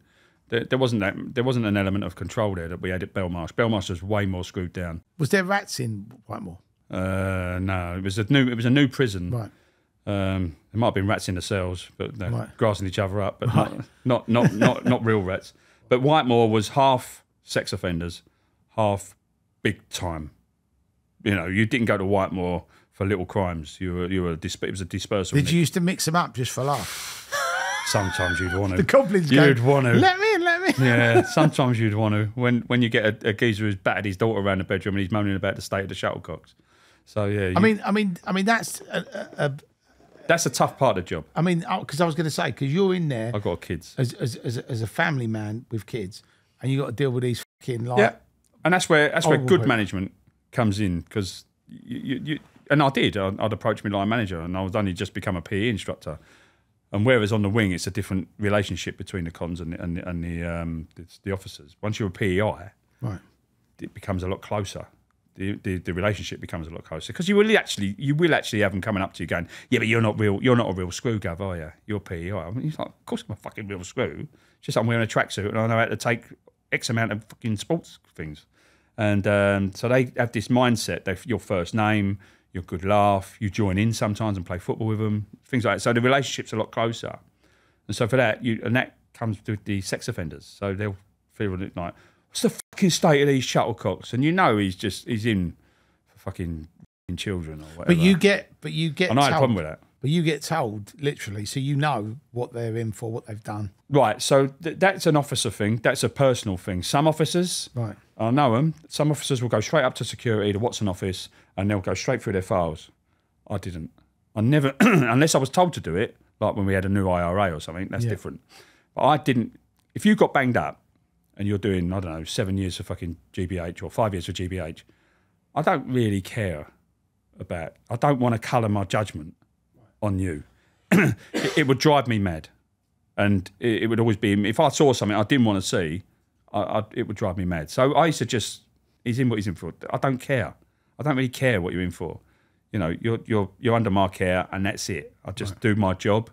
I'm not going to prejudice you against him. You just, but generally they'll open up. They'll start telling you, do you know what I'm in for, Gov? And I just say, look, I'm not really interested, but if you want to tell me, I'll listen. You know, and they used to unload sometimes because that's what you are. Sometimes you are literally their friend and your sound. And I suppose if you got one of them, what they call Nazis telling you, oh, by the way, I've done. No, you never get that. But you do. They would in Whitemore. You would get them making comments when they're like, there's 20 or 30 of them waiting to be moved from the gym back to the house blocks about their victims and laughing. Right, and then I suppose at that point, but they would be doing that to wind you up. You want to start beating them up. You would want. I know you're not allowed to, but you actually want to fucking hurt You would want them, to. Yeah. But I've got a mortgage to pay. I've got a house to keep. What was your? I mean, when you talk about sort of like high-profile prisoners? Who were the sort of high-profile prisoners that you come into contact with? Well, back in the day, in the unit when I first, and I loved the unit. That really was the best part of my career. It shouldn't have been because everyone wanted to get off the unit. Right. But I was the first one to volunteer to go on the unit. And so was that more pay or was it just no, prestige? not at all. And do you know what? In them days, you had full training for it. And yet, so you were just parachuted. So what happened was I was literally standing on a wing and I'd done 2 years on the wing. And I was IC of a spur, so it's in charge of a spur. And I had my clipboard, taking applications, I want a fucking new pillar, this, that and the other. And you always get the morning skaghead come out to you. You always get these. Can I have some more, please? No, like, I'll do a good one if you want me to do it. So, Gav, drop me out, mate. And you go, what? I'm going to fucking smash up, mate. Sort me out or I'm going to fucking kick off. I went, what? Fucking security. Come in, chawed me pillar. I ain't having it, mate. I'll kick off. This geezer's like 7 stone piss wet through and he's going to kick off.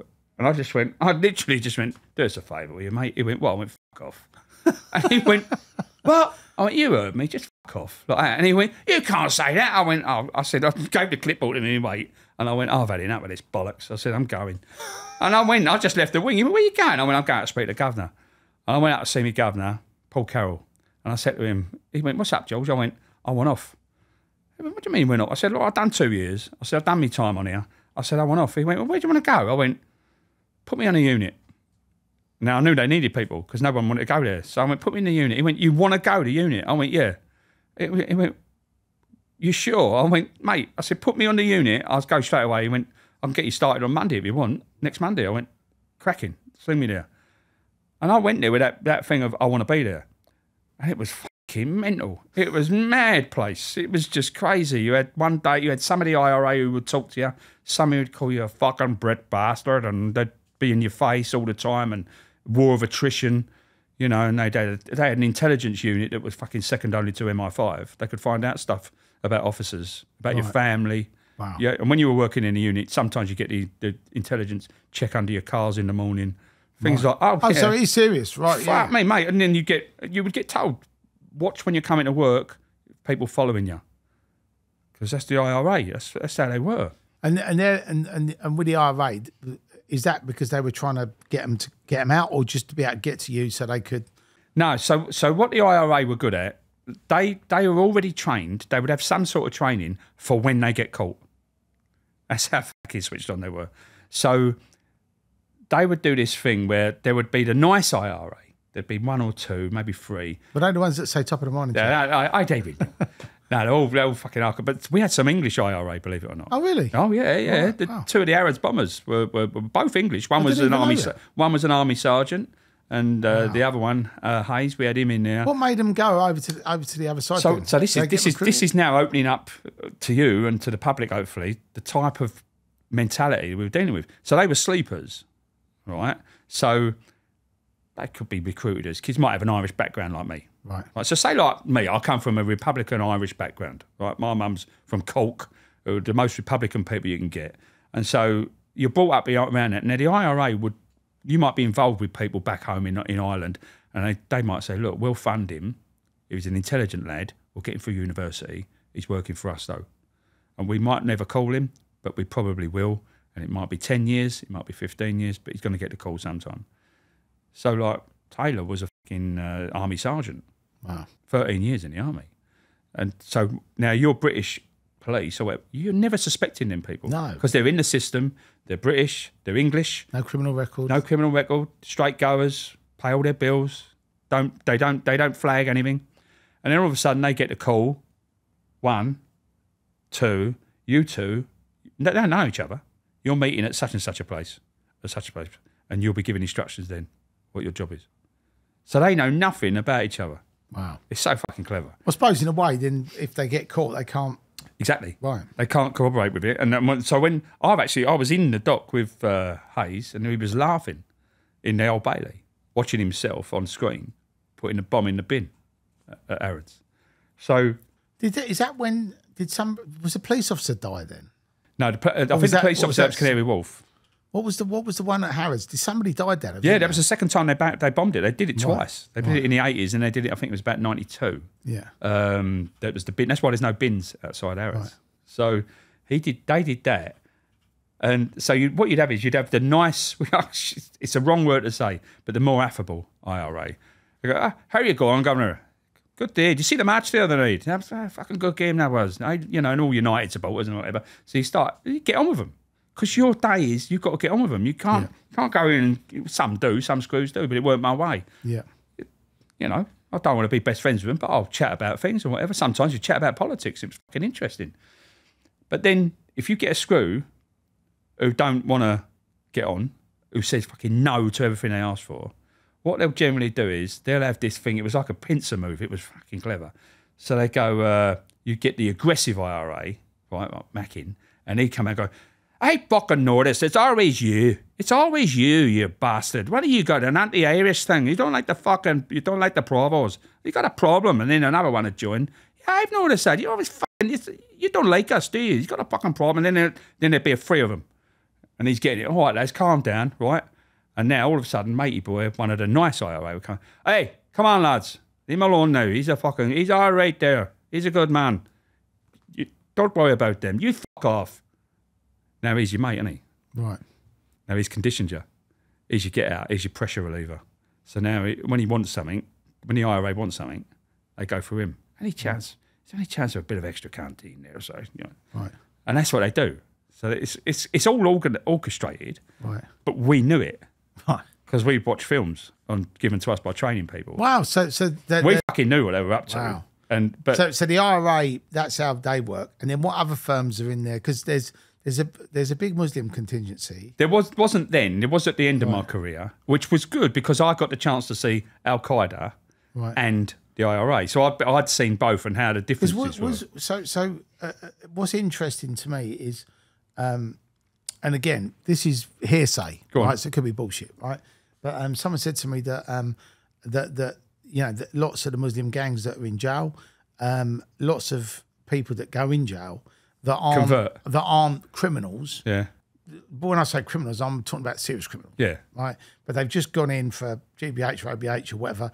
Then they normally end up joining because they want the protection. Is that bullshit? Protection of a gang. It's a gang, but linked to religion. Right. Okay. The IRA never did that. But the Al-Qaeda, well, not Al-Qaeda, but the Muslims did because of strength in numbers. But when you was in there, there was Al-Qaeda people in the end of my and that was the most scariest man I ever came across. And I've been in with Bronson, and I've been in with some really high profile people. Let's talk about Charlie. Good old Charlie. Do you know something? I'll make you laugh, right? So, I met him through a mutual friend, and I wrote to him, and I was always makes me smile when people talk about it. I was like, Charlie, you know, because he wanted to do his movie, right? Yeah, yeah. And, you know, I said, look, I spoke to a friend. He says you're interested in his movie.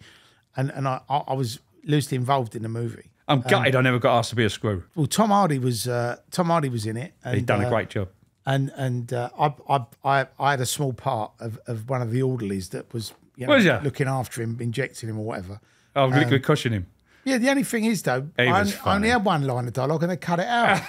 Don't they just do that? Fucking bastards. But I was in Gangs of London and they cut my one I out. wanted that thing with just me and Tom, you know? So yeah, me and Tom, you know, we hang out. You didn't want to have a picture with you and Tom Hardy. That'd ruin it. But what I loved about Charlie. Have you met him? I've not met him in person, but I spoke to him on the phone and he's like, "Oh boy," and all that.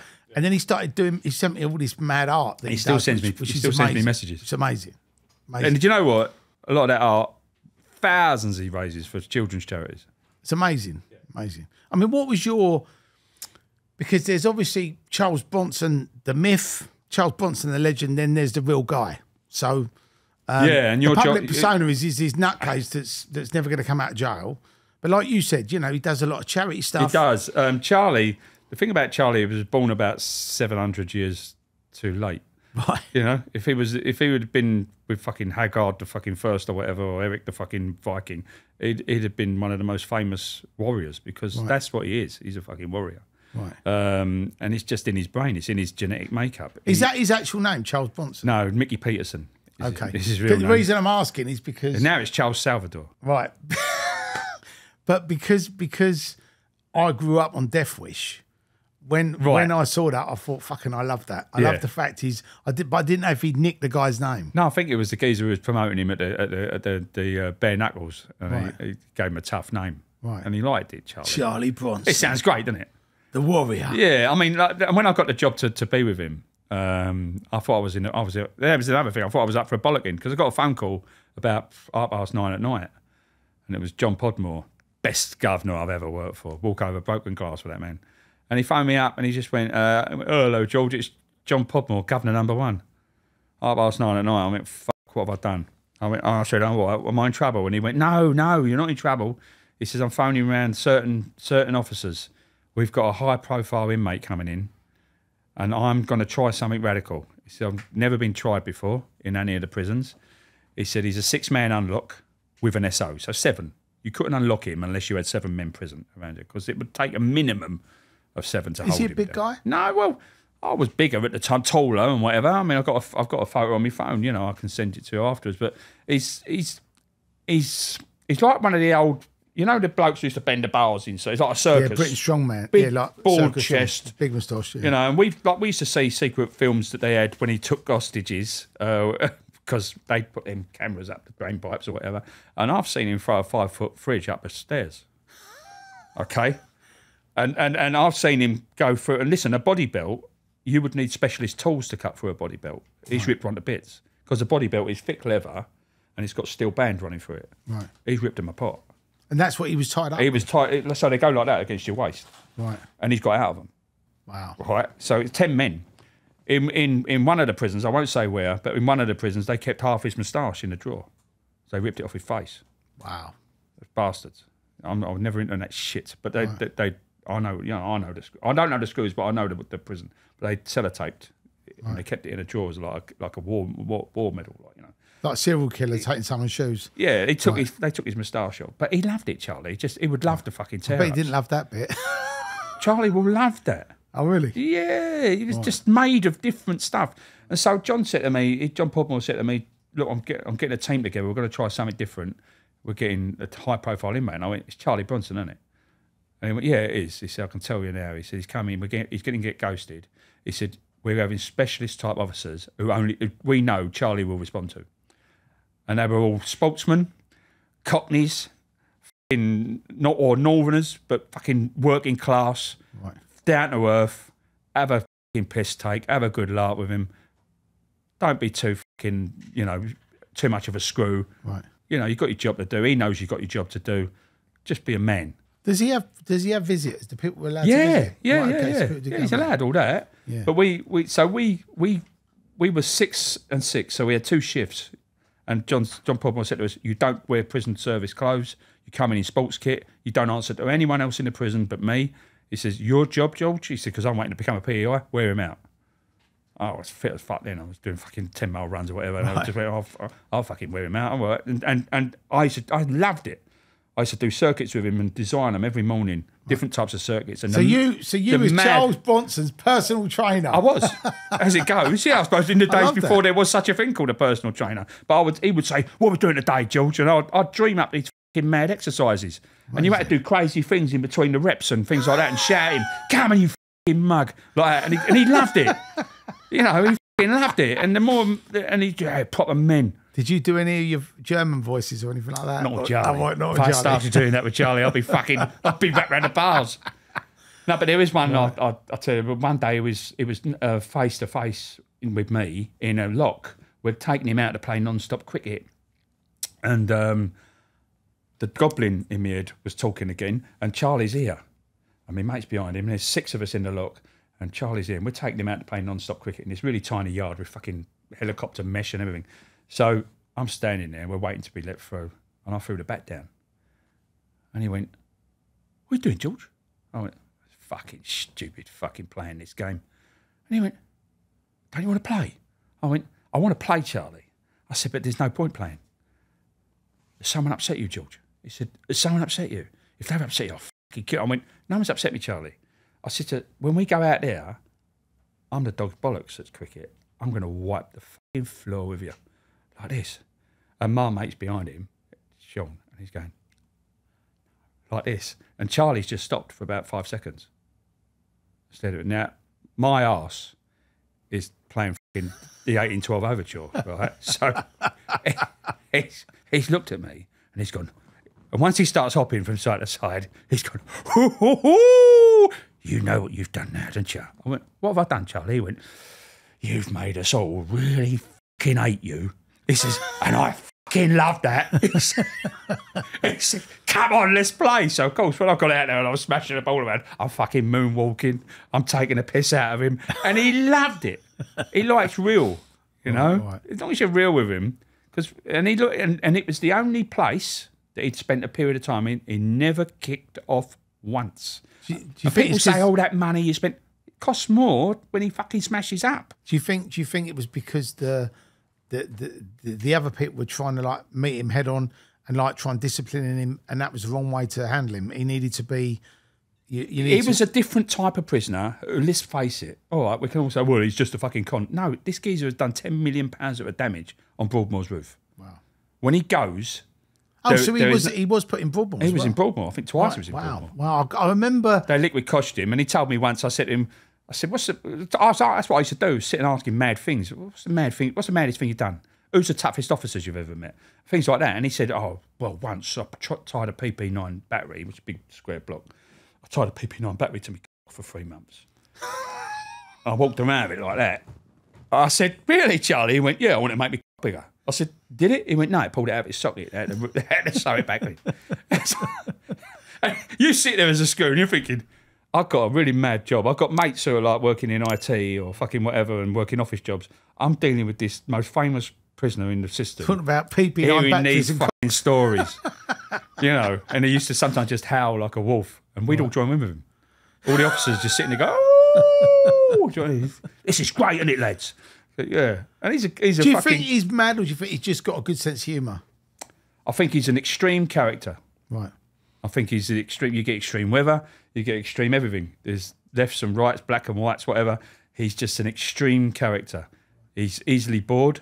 Maybe that could have been tackled as a kid. Maybe they'd now call him ADHD or whatever. Right.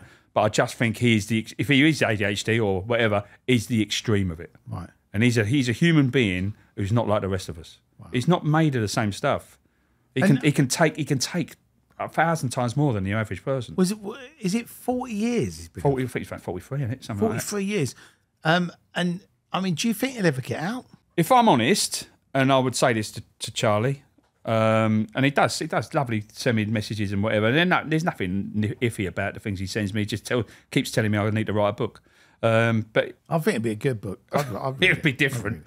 But he says you have to do an audio book and do all the different voices. Yeah, I know. he says, and I say to people who know I've met him and been with him, do you think he'll ever get out? He should get out, because I've seen fucking way worse than him out, right? But with him, it's about, like we were talking earlier, it's all tied in litigation. It's all about shitting themselves. You're going to be the Home Secretary that puts your name to that. Same as Ronnie Biggs. Right. And if he goes out and kills someone, then all of a sudden you're the guy. Who let him out? You've not only lost your job, you're now public enemy number one. So you've got to play safe. You know, the justice system's going to play safe all the time. They're never going to take that chance. Right. I hope they do. Yeah. But knowing them, what he should do, because I know how it works, they'll probably do stuff that deliberately winds him up. Right. So that he does offend again. Right. I know how it works. I know how the system works. You can easily get someone to snap. Do you think there is an element of that in prisons where if you rub up the screws the wrong way, that they're going to... That's human beings. You put a uniform on people, they're either going to one way or the other, or sometimes both ways, but you put a uniform on people, it's power, isn't it? You've got a set of keys. You can be a bastard. I always say Porridge, the programme Porridge, is nothing like now. But the writer got it bang on, because to be the best screw, you've got to be Mr. Mackay sometimes and Mr. Barraclough sometimes. Sometimes you've got to be right behind. No, come on, fucking stop fucking around. Get behind your door. And sometimes you've got to be, all right, I hear you. His wife's left him. You need someone to talk to. I can help you. Yeah. I'll put you with a listener, something like that. And you've got to listen to them, you know, and be the arm, not the metaphorical arm around the shoulder. You've just got to be a listener and talk to them. And they're going through it. I've had geezers fucking crying their eyes out in cells with me. And I would never go out and tell any inmate he was fucking crying, you know. But I've seen it. Who's the biggest crier? Come on, spill the beans. Who's the biggest crier? You're laughing, but it was actually a geezer. I can't say his name, bless him. He'd done 10 years. You know, we were talking about stripes? Yeah. Done 10 years in them. Wow. 10 years. You're usually off stripes in about 6 months, 8 months. He'd done 10 years, continually assaulting staff. And they brought him on the wing. I'd never heard of him, but he was well known in the system. 10 years in stripes. Every fucking screw he met, he was assaulting. Right. And they went, guess who's your new personal con, George? I went, who? They said his name, and I went, oh, fuck. Like this. I thought, I've got a challenge here. So I went, gradually, I didn't do it, hello, mate, I'm your new personal officer. I just did it a little bit, by little bit, by little bit, just got talking to him on the wing. And then we'd just might be standing watching the telly, just start having a chat with him, break down the barrier a little bit. And then one day, he said, Gov, can I have a chat with you? Like that. I went, yeah, all right. And I did something. My colleagues who was on the wing at the time said I was fucking mad. But I shot the bolt on the door, which means it can't be slammed shut on you. But I went and sat in a cell with him. And he went, you're going to come in with me? I went, yeah. All right. He went, all right, all right. So I sat, 45 degrees near the door so I could get out if he lunged at me. And then he started telling me about how he was as a child, how his dad used to rape him, put him under the fucking stairs, bring him out just for sex. He says, and then I got put in children's homes. I got there. He says, and everyone in a uniform has abused me like this. And that was obviously the root of why. He was what he was. Something's got a root. It's always got a root. And so I gave him really the listening ear first of all, and then I just went, right, well, I'll tell you what, right. I said, I've got a really good SO at the time. And I said, and I'm really got up a good relationship with the probation officer. I said, so we're going to work as a free. I fucking come up with this, and I just went, we're going to work as a free. We're going to get you out of them stripes. I said, if you work with us, I said, make me your fucking port of call. If things are getting to you, life's getting too much, make me your port of call. I said, and I'll give you another officer who's like me. I said, and he will be, if I'm on leave or whatever, talk to him. Right. So this geezer who hated prison officers with a fucking passion, within about 2 or 3 months, I think it's 2 or 3 months, we worked with him, got him out of stripes, took the chance, got him a job cleaning on the wing, which was unheard of, right, for an ex-E-man. And then one day he's cleaning, he was from Derby, he was, and he come up, he's cleaning during breakfast. And he was one of the best cleaners we had because he never had a job in the prison. He loved it. He's out of his cell, he's doing stuff. And he said, Golf, can I have a word? So I went, yeah. He went, he's like this. He goes, I've got to say something to you. I went, what? He went, a screw's going to be stabbed this morning on one spur. Like that. I went, what? He went, there's a blade hidden, ground floor. He said, I can't tell you the cell, but it's on the ground floor. He said, one of you lot's got to get stabbed. He said, normally I wouldn't give two f***s. He says, but I've seen you're human beings now. He said, you've got families. He said, and he went, I can't watch it now. I can't have it done. He said, I know I'm doing the wrong thing. He said, well, it's this lot. He said, but I can't fucking let that happen. And so we, right, lock them down. And we fucking spun the cells and we found it. Wow. So possibly saved someone, either someone's life or someone really badly injured. Has any prison officers actually been killed in the jail system? Not that I know of. Badly injured. I've got mates who are brain damaged. Wow. I know a mate now. Well, I'm working on Canary Wharf now at the moment in security. Brilliant management. One of the management now is an ex-screw, and he had his throat slashed. Wow.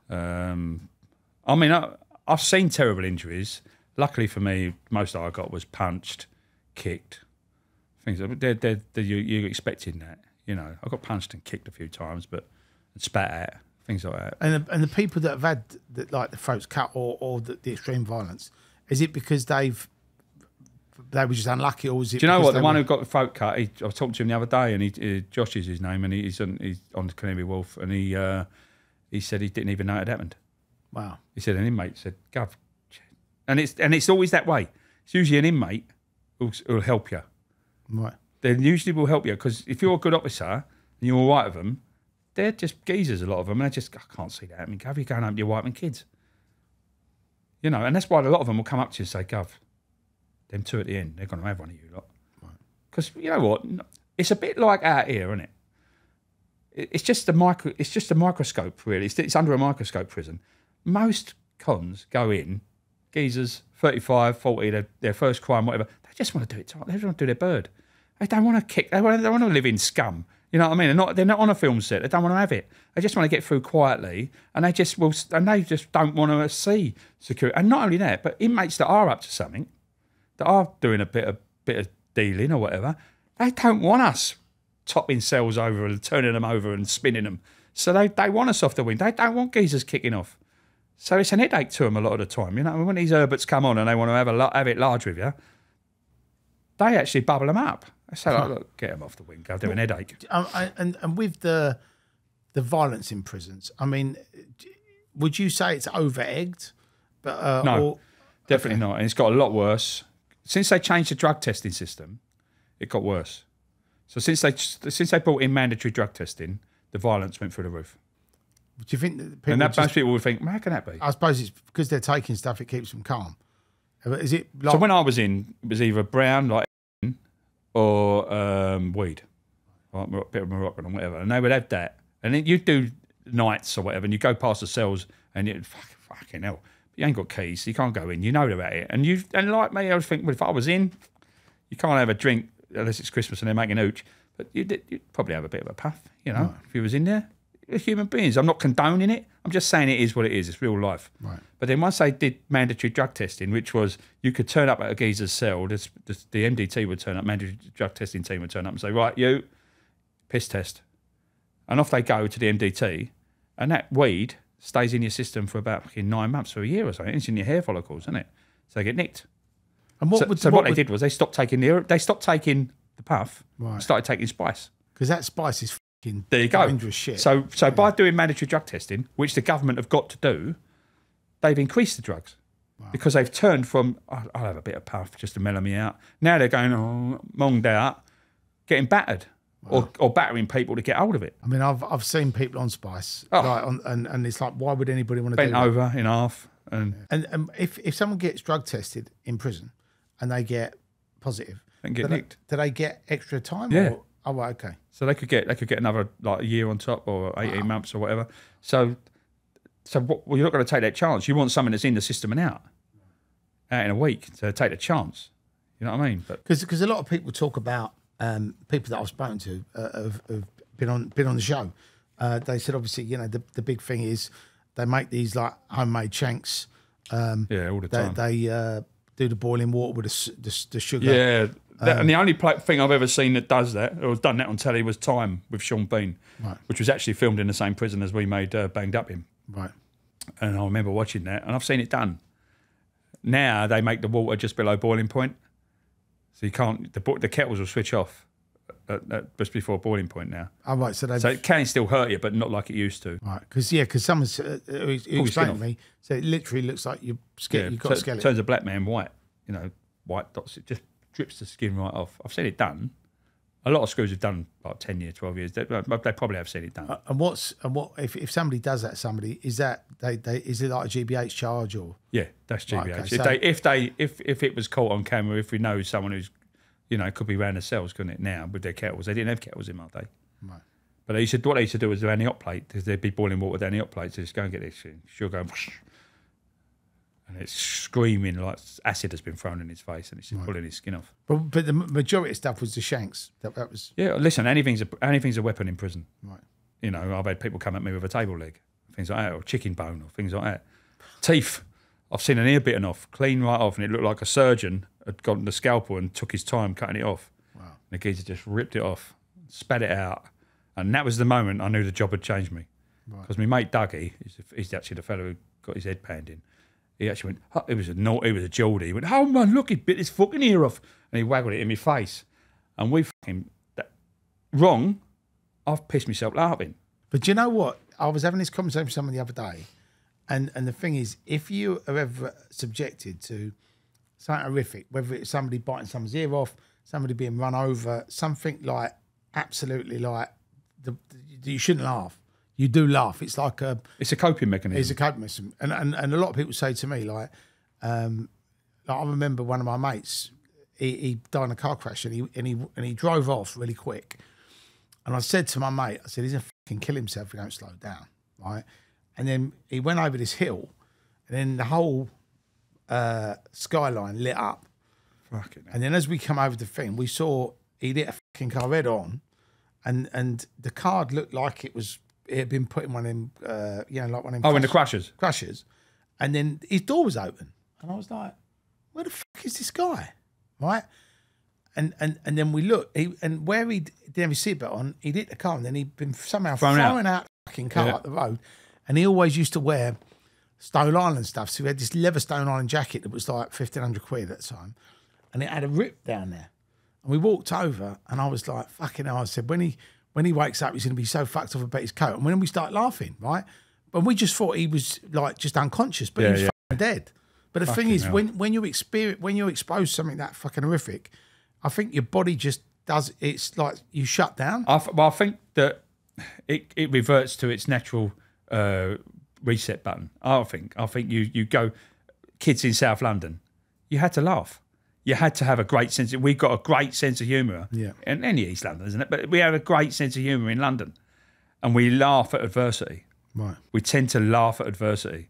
And I think that's really... I'm going to use that one, George. I'm not laughing at a coping vest. I'm laughing at adversity. You do. You chuckle in the face of fucking adversity. Yeah. People say it to me now, nothing fucking phases you. I said, it does phase me, but I'm not going to let it get bigger than me. I'm just going to laugh at it because I'm nearly 60 and I've come through everything. Right. I'm still alive. Still breathing in and out. Yeah. I've been battered around a little bit, but I'm rough at the edges. But I've come through it. I'm confident in my own character that I'll get through it. And my coping mechanism is listen, off the beaten track of fucking prison. I once went to India on a retreat thing, right, where you couldn't talk for 10 days. You had no phones for 10 days. You had no electrical items, and you just had a wooden bed, and you meditated 10 fucking hours a day, and we were told to keep a journal. I'm my own fucking morale builder. I just laughed mentally. I'm watching people, I'm taking a piss out of them in my own head, and I'm chuckling away to myself. And then I realised I've been doing this since a kid. To stop people giving me a right-hander or my dad hitting me, I'd make them laugh. Right. I'd make them smile. And I think I carried that in my prison service career, that a man's less likely to give you a right-hander or put fucking blade in you if you're laughing with him, if you're having a piss take with him. Yeah. Do you know what I mean? And I mean, with the violence in prisons, do you think there's a way of stopping it, or do you think it's just when you got that amount of people caged up? First of all, I'll tell you how it feels as a staff.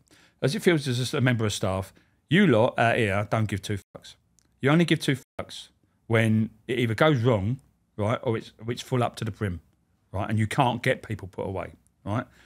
9 days out of 10, the public does not give two fucks about the prison service or the prison system. unless they've got a member of a family who's banged up. Right. And then they go, oh, it's terrible. It shouldn't be like this. Banged up for 23 hours a day. Now all of a sudden they care. So it takes a bit of caring. And as you can no doubt tell, I'm not a Thatcherite or a Tory. But Thatcher built prisons. Some of them were private, some of them were public. She built Belmarsh, right? You need to invest. A bit like the NHS, but anything. If you show you care as the public, chuck your money at it. Let's get better staff. Let's raise the standards again to where they were. We've lost our way a bit. Let's retrack. Let's actually go to people like John Podmore, like members of staff who I work with, and let's talk to them and see where we went wrong, because it has gone wrong. Well, you learn then, don't you? You learn from everything makes mistakes. Where did we lose our way, right? So I would say, right, you want to go better? Start fucking recruiting from the services, from the army. Let's get that first of all. Let's get a spine in our prison system. So we now take back control. Yeah. Let's get spaces. And then once we've got it secure, and so that, you know, your mate who's never committed crime gets put away for fucking fraud of the tax man and he gets 3 years and he's shitting himself. So now you're not thinking he's not going to come out alive. At the moment, you would be thinking that. You shouldn't. You should be thinking, my mate's safe. He's in a good system. He's going to be looked after. It's going to be... When I went, it was 2 men in a 2-man cell. It wasn't 3 men like it is now. It's inhuman. You wouldn't put 3 dogs in a fucking little tiny cell, would you? But you put 3 humans in it. Do you know what I mean? And I know they've done wrong. I know that. Some have done this wrong and some have done that wrong. I know where you're coming from with and things like that. But the system is the system. And you have to care about it, invest in it. And you have to have someone at the front saying, well, let's up our standards. Let's fucking up our standards. We can do it. We did it before. Yeah. I was surrounded, when I fucking worked, mate, I just looked left and right, and these people had your back. And we wouldn't stand for bullies. Right. We wouldn't. I've gripped people. I've gripped officers outside a cell. I wouldn't let the cons see. I've gripped a fucking officer by the neck. I said, don't ever fucking do that again when you're working with me. I'm not a bully. Do not fucking go in and start doing that shit. Right. Because I won't have it. Because it goes down the line, it'll be, oh, yeah, fucking bully boy. That's not my character. I'm not perfect. I'm not fucking angel. But just be a decent bloke. Yeah. And with the obviously you talked about Bronson and you talked about... See? You made me smile again. Yeah. You mentioned Charlie. He's great. But then you also said that when you was in Belmarsh, you met that Al-Qaeda guy. Who was that? Right.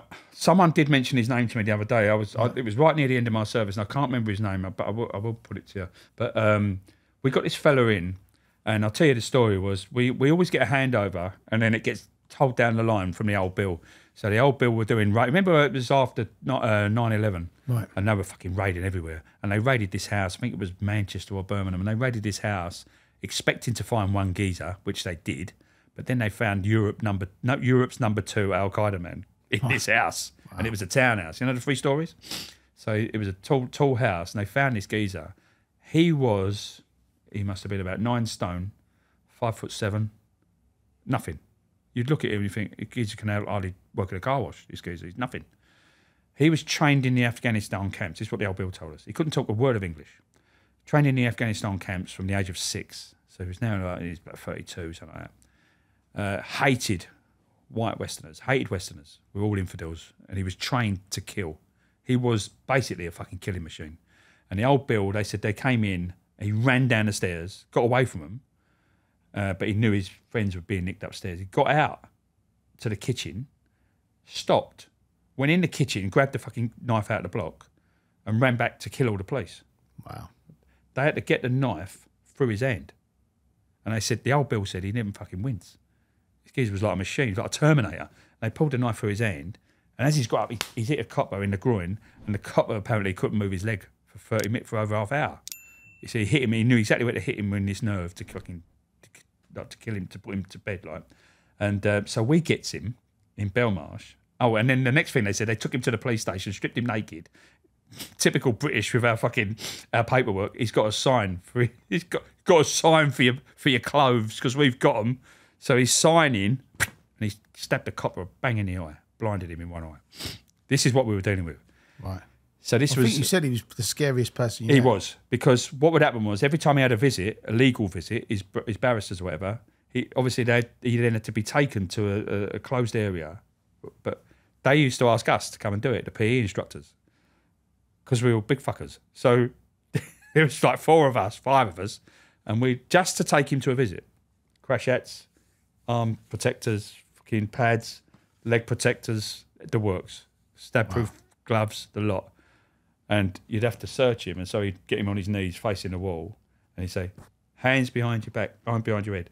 And as he'd put his hands behind there, I remember looking up at a clock where I was, and it was I was finishing at 5:30, and it was 10 past, and I was thinking, fuck, please, I just want to get home. I don't want to die. This will kill you. The thing is, if he can get hold of something, he's going to stick That's it in exactly you. it. So he's like that, and I remember him looking at me and smiling like that, and he just put a bit of resistance on. And I fucking pushed him back like that, and I remember thinking, fuck me, you're scarier than Bronson, you are, mate, I tell you. Because this geezer, there was no grey area.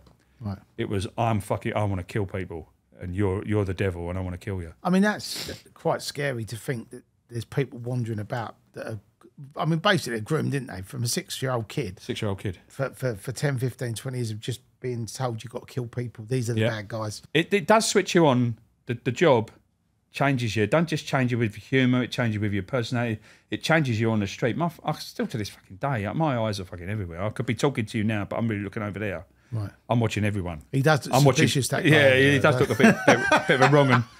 I'm sure he's an East Londoner.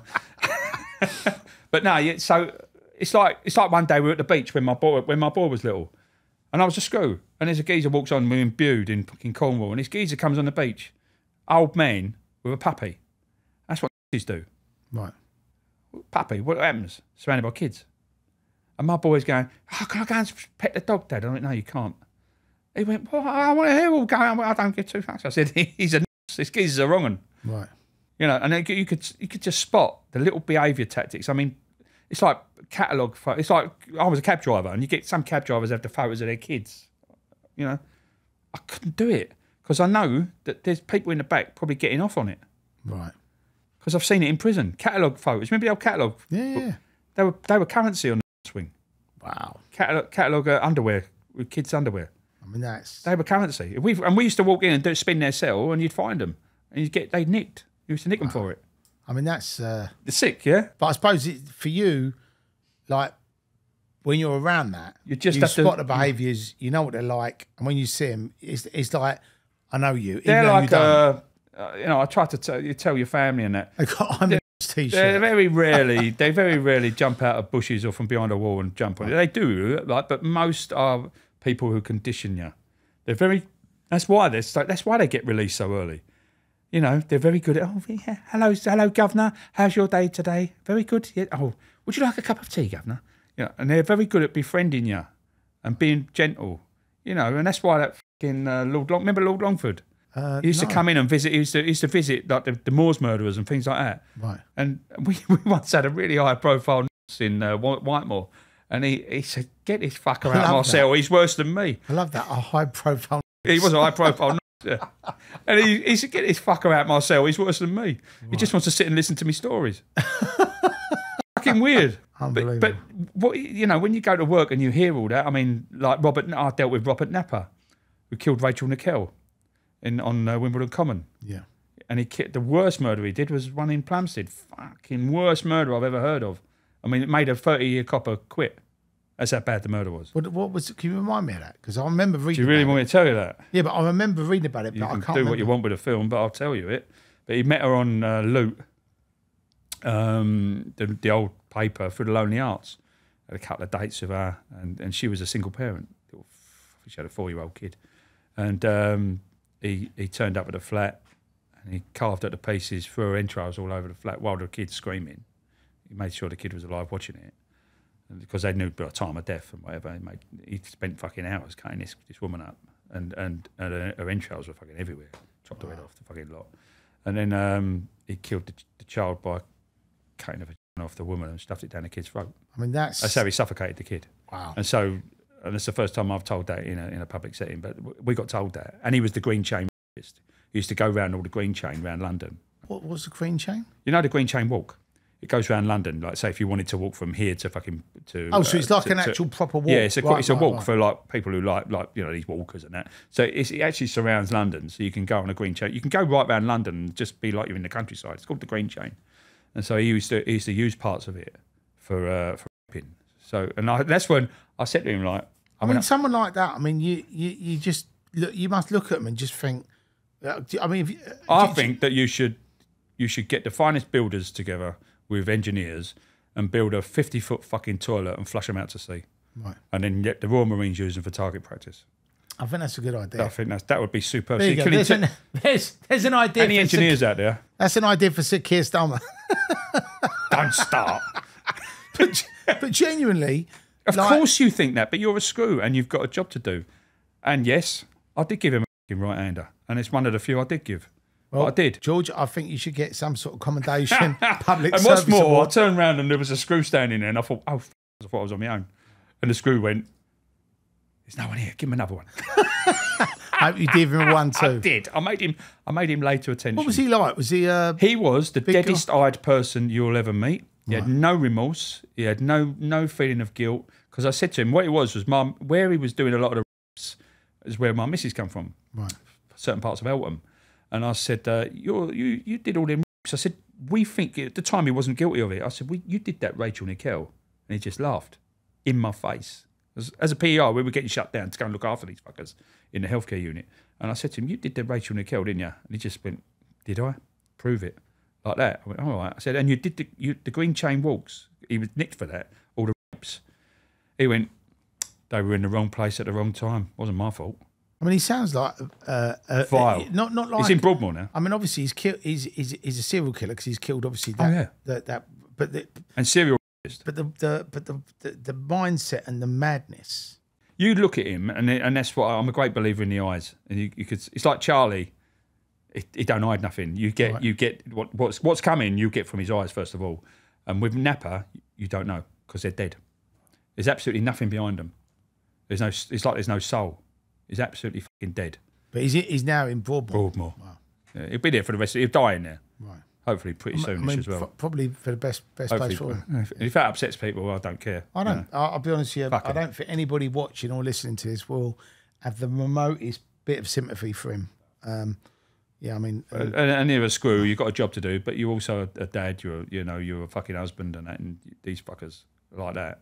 I mean, I've always maintained the large toilet is a good idea at Dover. Yeah, I've never heard of anything that horrific like that. Somebody's actually done what he did. That's just horrific. Yeah, and that's why the copper who walked in on it handed his badge in. Imagine that. Like, imagine that. But how was your day at the office, babe? I don't want to talk about it. Please talk about what you're hiding. Oh, I can't fucking tell you about it. Can you imagine that conversation? So and your missus would go, I'm never going to fucking ask you ever again. Yeah. How your day was at the office. Even if, and I'll say this as a man who's gone to work, and you think, how the fuck did I get through that day?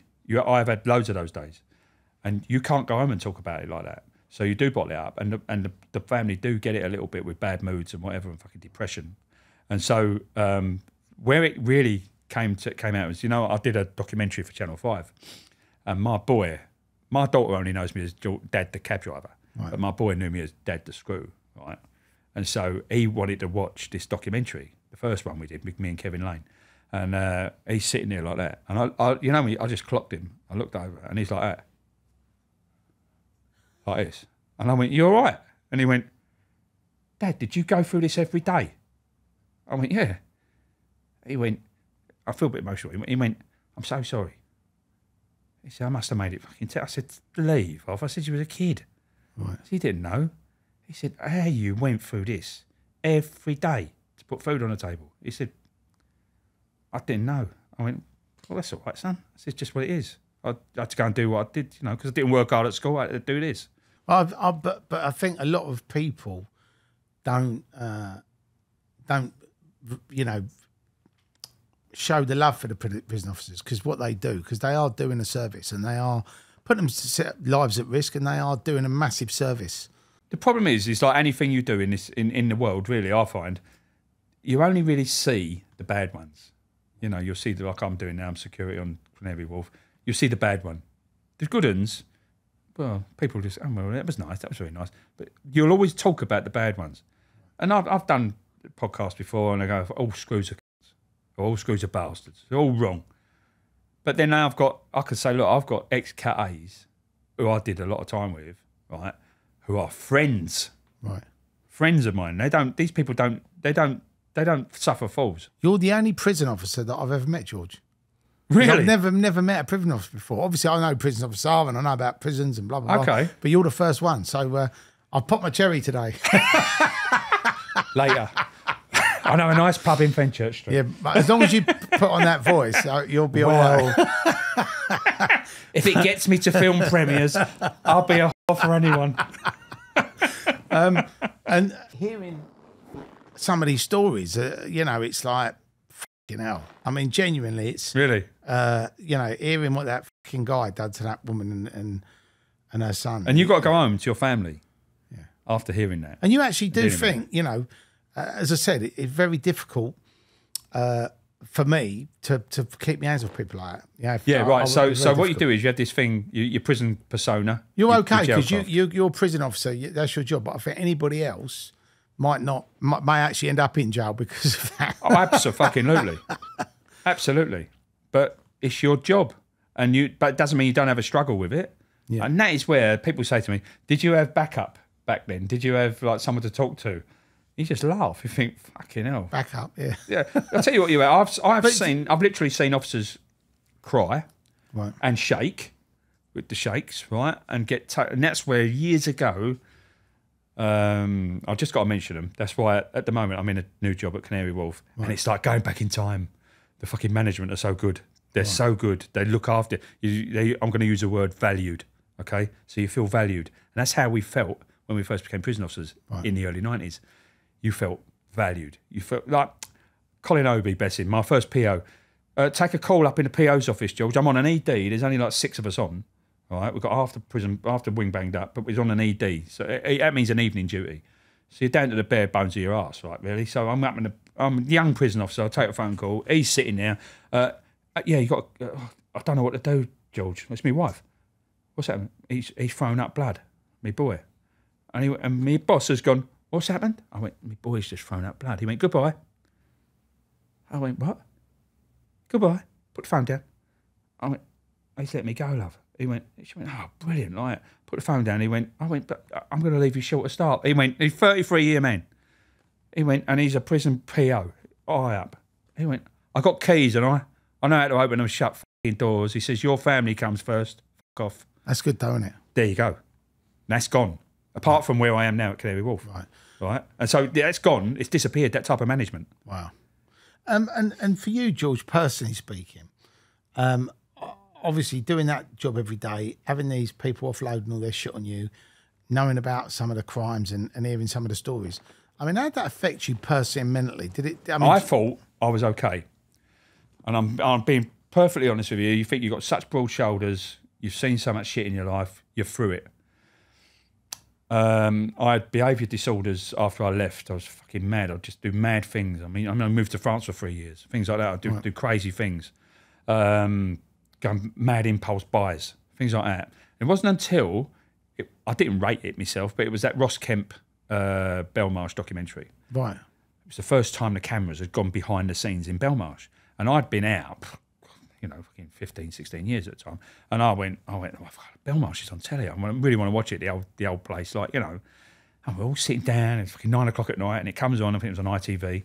And I sat there, and I'm not ashamed to say it, and if people want to laugh at me, that's up to them. Right. Because I know other prison officers had the same thing, who I served with. I started shaking. It just started. I started shaking. And she went, Mrs., are you all right? I went, I don't know. I started fucking crying. I went, you've got to turn it off. I started losing it. It must have been fucking so deep inside me. Some of the things I'd seen and been through, and the tensions that I'd carried around with me, and I started fucking losing it. And bless her. It's probably like a form of PTSD from what. Right. So I put on any other staff on there on Facebook who'd been through this and love her. But one of the old my members of staff who I loved, she was great. I worked at Landings with her.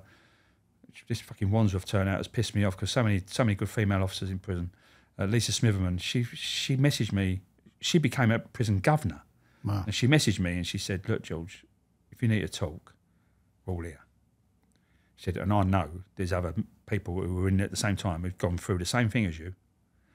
I knew a prison officer who became Old Bill, never really saw himself as Old Bill, but he always saw himself as a screw. One of the bravest officers I ever saw, Andy Hamilton, Scotsman. He said he was walking, this is how it gets you. He said, I was walking through the car park one day in the prison, going home.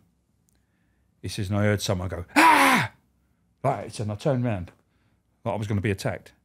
He said, then I realised it was me. Wow. He said, I'd screamed. He said, I was fucked. He said, I was puddled in the head. Because this man would stand nose to nose with the IRA and not budge an inch. He was only about 5'8". Right. He's a little Scotsman, a little Glaswegian. You know, he was a fair officer, but what he said, he wouldn't back down. That's how he was. Right. Brave man. Nice fella. But the job had fucked him. It fucked him in the head. But now, I'm way past that point. I think it taught me wisdom. It gave me empathy for people. More empathy. You know, you're not high and mighty. Fucking just takes an accident and you're banged up. Right. You're banged up. It could be anything. You know, someone calls your fucking wife something while she's parking her car. You turn around and clock the geezer, he falls over, bangs his head, you're manslaughter. Right. It can happen to anyone. You can be banged up. I'm not saying they're all innocent and all this bollocks. All I'm saying is it could be you, mate. Right.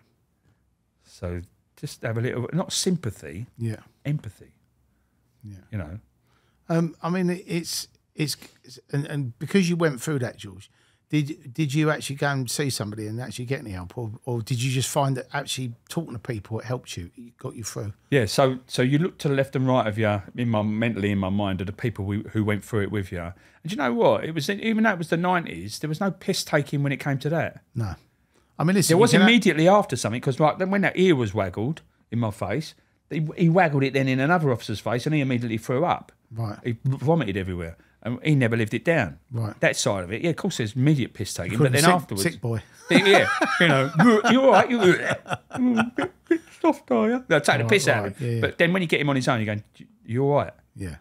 And then the boss one day, I've seen an officer shaking and fucking crying, and one of the bosses just come on off the wing and took him for a walk around the AstroTurf and just had a chat with him, and then gave him fucking special leave, gave him 4 or 5 days to go and fuck off home, get yourself together.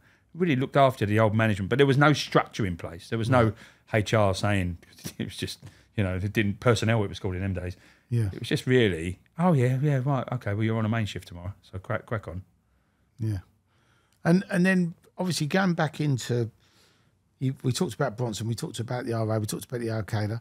What was there anybody else that you sort of, you know, looked after who was in jail that was either horrifically bad or, you know? We had one group of geezers, and they were all armed blaggers. Right. It's an interesting story because it was at the time it was in the Sun newspaper, and so you're sitting on the wing reading about this is happening where you're working, and not many people do that, you know. And and it was called the Battle of the Mince Pies. Right. The Sun named it the Battle of the Mince Pies. Right.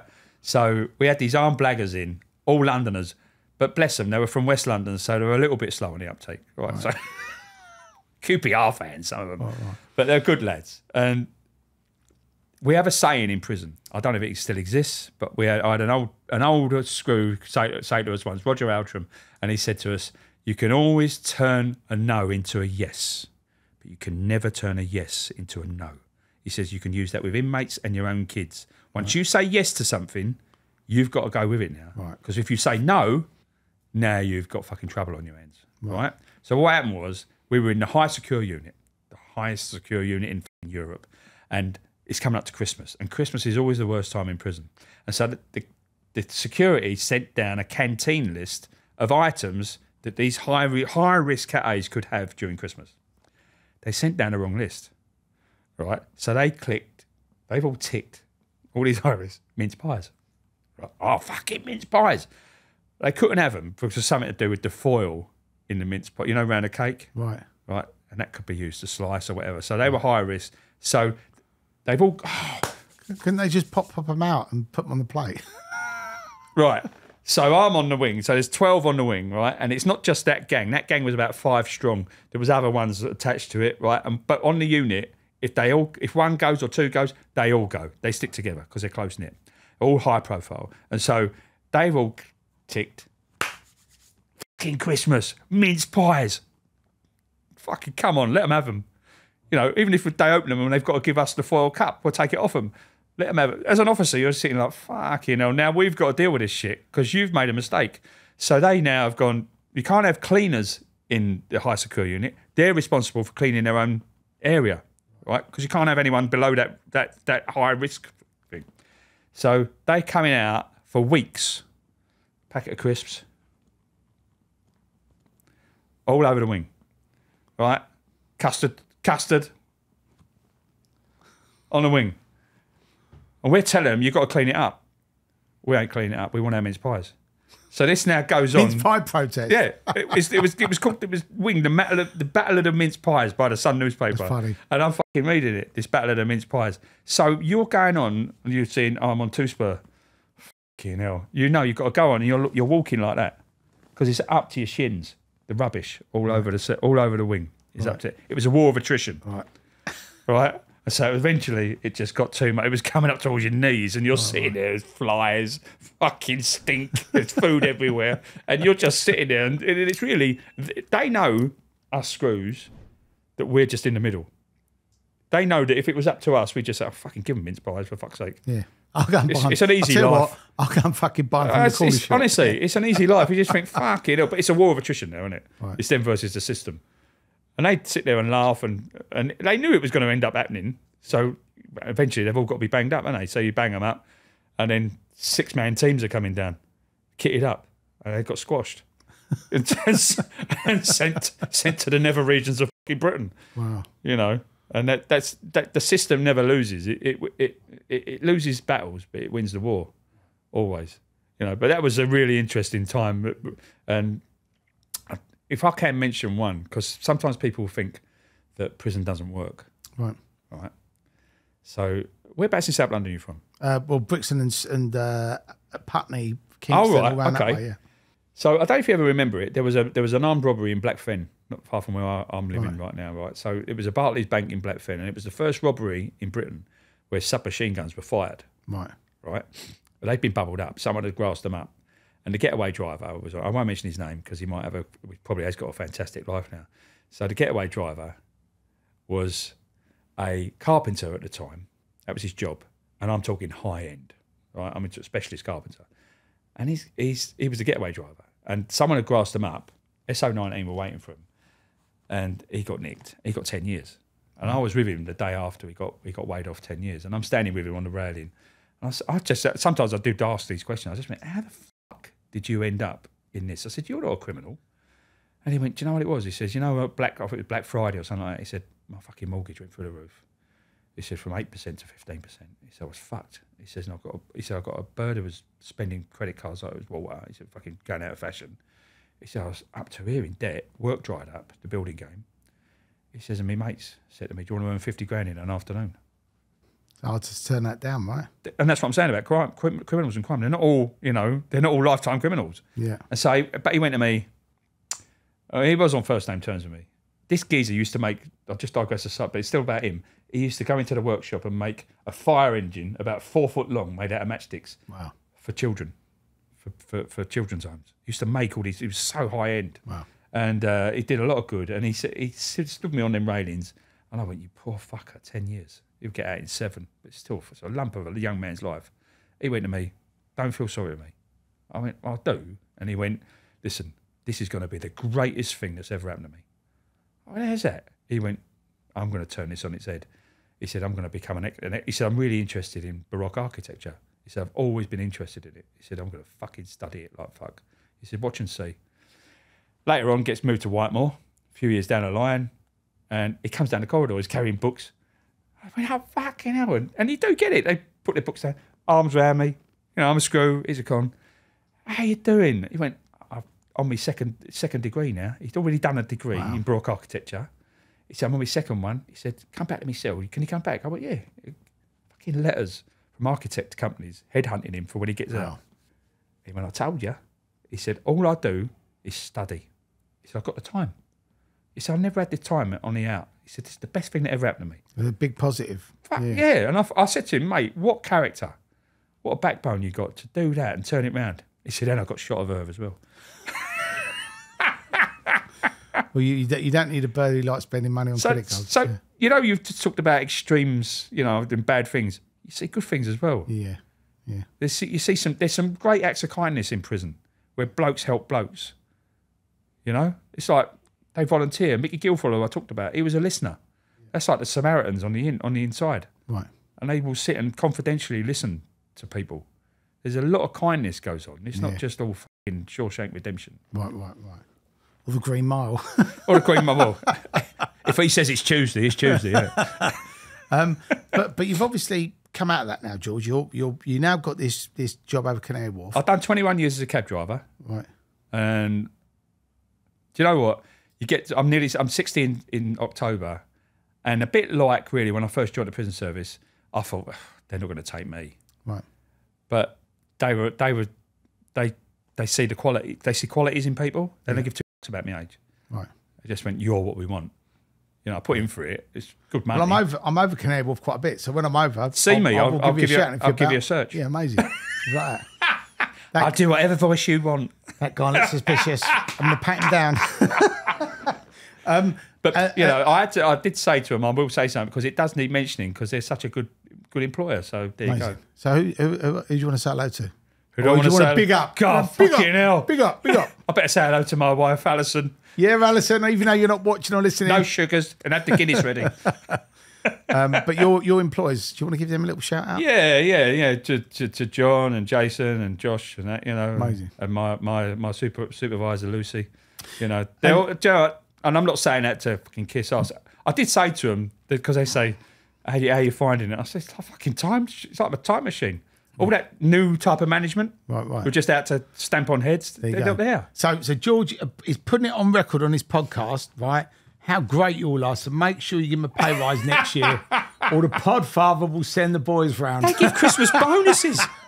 Christmas bonuses. I wonder if you get They're unheard of. I wonder if you get any mince pies this year. Well, I'll kick off. I'll smash up. And you know, obviously you're doing that now. Have you got any other plans for films the and future? things? Are you going to do anything, George? Do you know, I'm doing at the moment. I'm a consultant for a new prison drama that's going to be going on Apple TV. Right. So, as I've said to you at the beginning, I haven't asked for any of this. I've done 2 documentaries. I've done Banged Up. I've done I played a copper in a film that's got Tamsin Outhwaite in it and stuff like that. He's great, Tamsin. Yeah. Yeah. Great. Yeah, and so I've done that. I'm a performer, really. I've always just made people laugh, but I've never done it officially. Right. You know, so I'm just a fucking performer, piss taker. I like a laugh. That's what you should get. Business cards, professional piss taker. But do you know what it is? I tend not to be able to turn down an adventure. Right. I tend to be like, oh, that's a door. I'll go through there. Let's see. I don't care what's on the other side. Let's have a go of it. Yeah. So that seems to be the way that like the universe is chucking it at me. You know, because I was on during the pandemic. No one was working in the cabs, and then I got a mate just went to me, "Do you want to do a podcast?" He said, "We really think you'd be good at it because we're doing cab drivers' lives before they were cab drivers." What was that podcast called? It was the London Taxi Radio podcast. Was that on the YouTube. first one you did? I didn't know what a podcast was. Right. He said to me, "We'd do a podcast." I went, "All right, what's a podcast?" And he had to tell me. Right. And he went, "Yeah, come over to Essex." And we've done it in the back of a cab. Wicked. And it took off. He said, "George, that's the most hits we've ever had on a podcast." He said, "You've really done well." So that's because you got me on it. Never been like that. And then I got a phone call from documentary makers saying, "We've listened to the podcast. Amazing. Would you like to be in the documentary?" I went, yeah. And then I got a phone call from Shine TV. He said, "We're making a new type of programme. Do you want to be a part of it?" Wicked. And that was Banged Up. That was Banged Up. Wicked. And that was hardcore. That was full on. That was, and that's one of the annoying things. We get people. It was obviously scripted. Yeah. No, it fucking wasn't. Because at one point I threatened to walk off. That's not in the script. No, I fucking kicked off. And you've done Dodge Woodall as well. Dodge Woodall. Yeah. I've turned down a few. Right. Okay. But you come on. I came on. I won. Yeah. Yes. Yes. But I have turned down a few because I haven't got a book to push. I'm not pushing myself. I just purely do these. Because it's a bit of chat, do you know what, bit George? of fun, bit of adventure. Genuinely, mate, I do think you should, but 100%. Because your stories are funny. They're like crazy. And I don't know if you've had Ray Bishop on here. No, but he's coming on. Right. No, Ray Hill. No, Ray Bishop. Ray Bishop. What? Yeah, he wrote the book Outlaw. He's a best-selling author. Right. No, I've not had him on. Please. He's in the documentary on the latest one. Right. Top man. Britain's most wanted man at one point. Wow. We've become great friends. I banged him up. Well, do you know what would be amazing? Obviously, we'll have a chat afterwards. Well, us two together. Yeah. But I'm just thinking. Con on the officer. Yeah, but it'd be good. No, but it'd be good to have him on. You know, I'd love to have him on. I'd love to come. I would come on again with Ray and we would talk about those days. That'd be funny. But Ray, he's one of the ones. He goes, because what happened was I've done that documentary, and you know yourself, and you've got to admit this. Only time you put yourself in the public eye, there'll be 5% of idiots come on. Oh, of course, and want to slag you off. You're actually being polite. It's normally like 20%. Right. Well. You need to get out more. Maybe I don't read them all. Right, but you always get the odd ones coming at you. Right.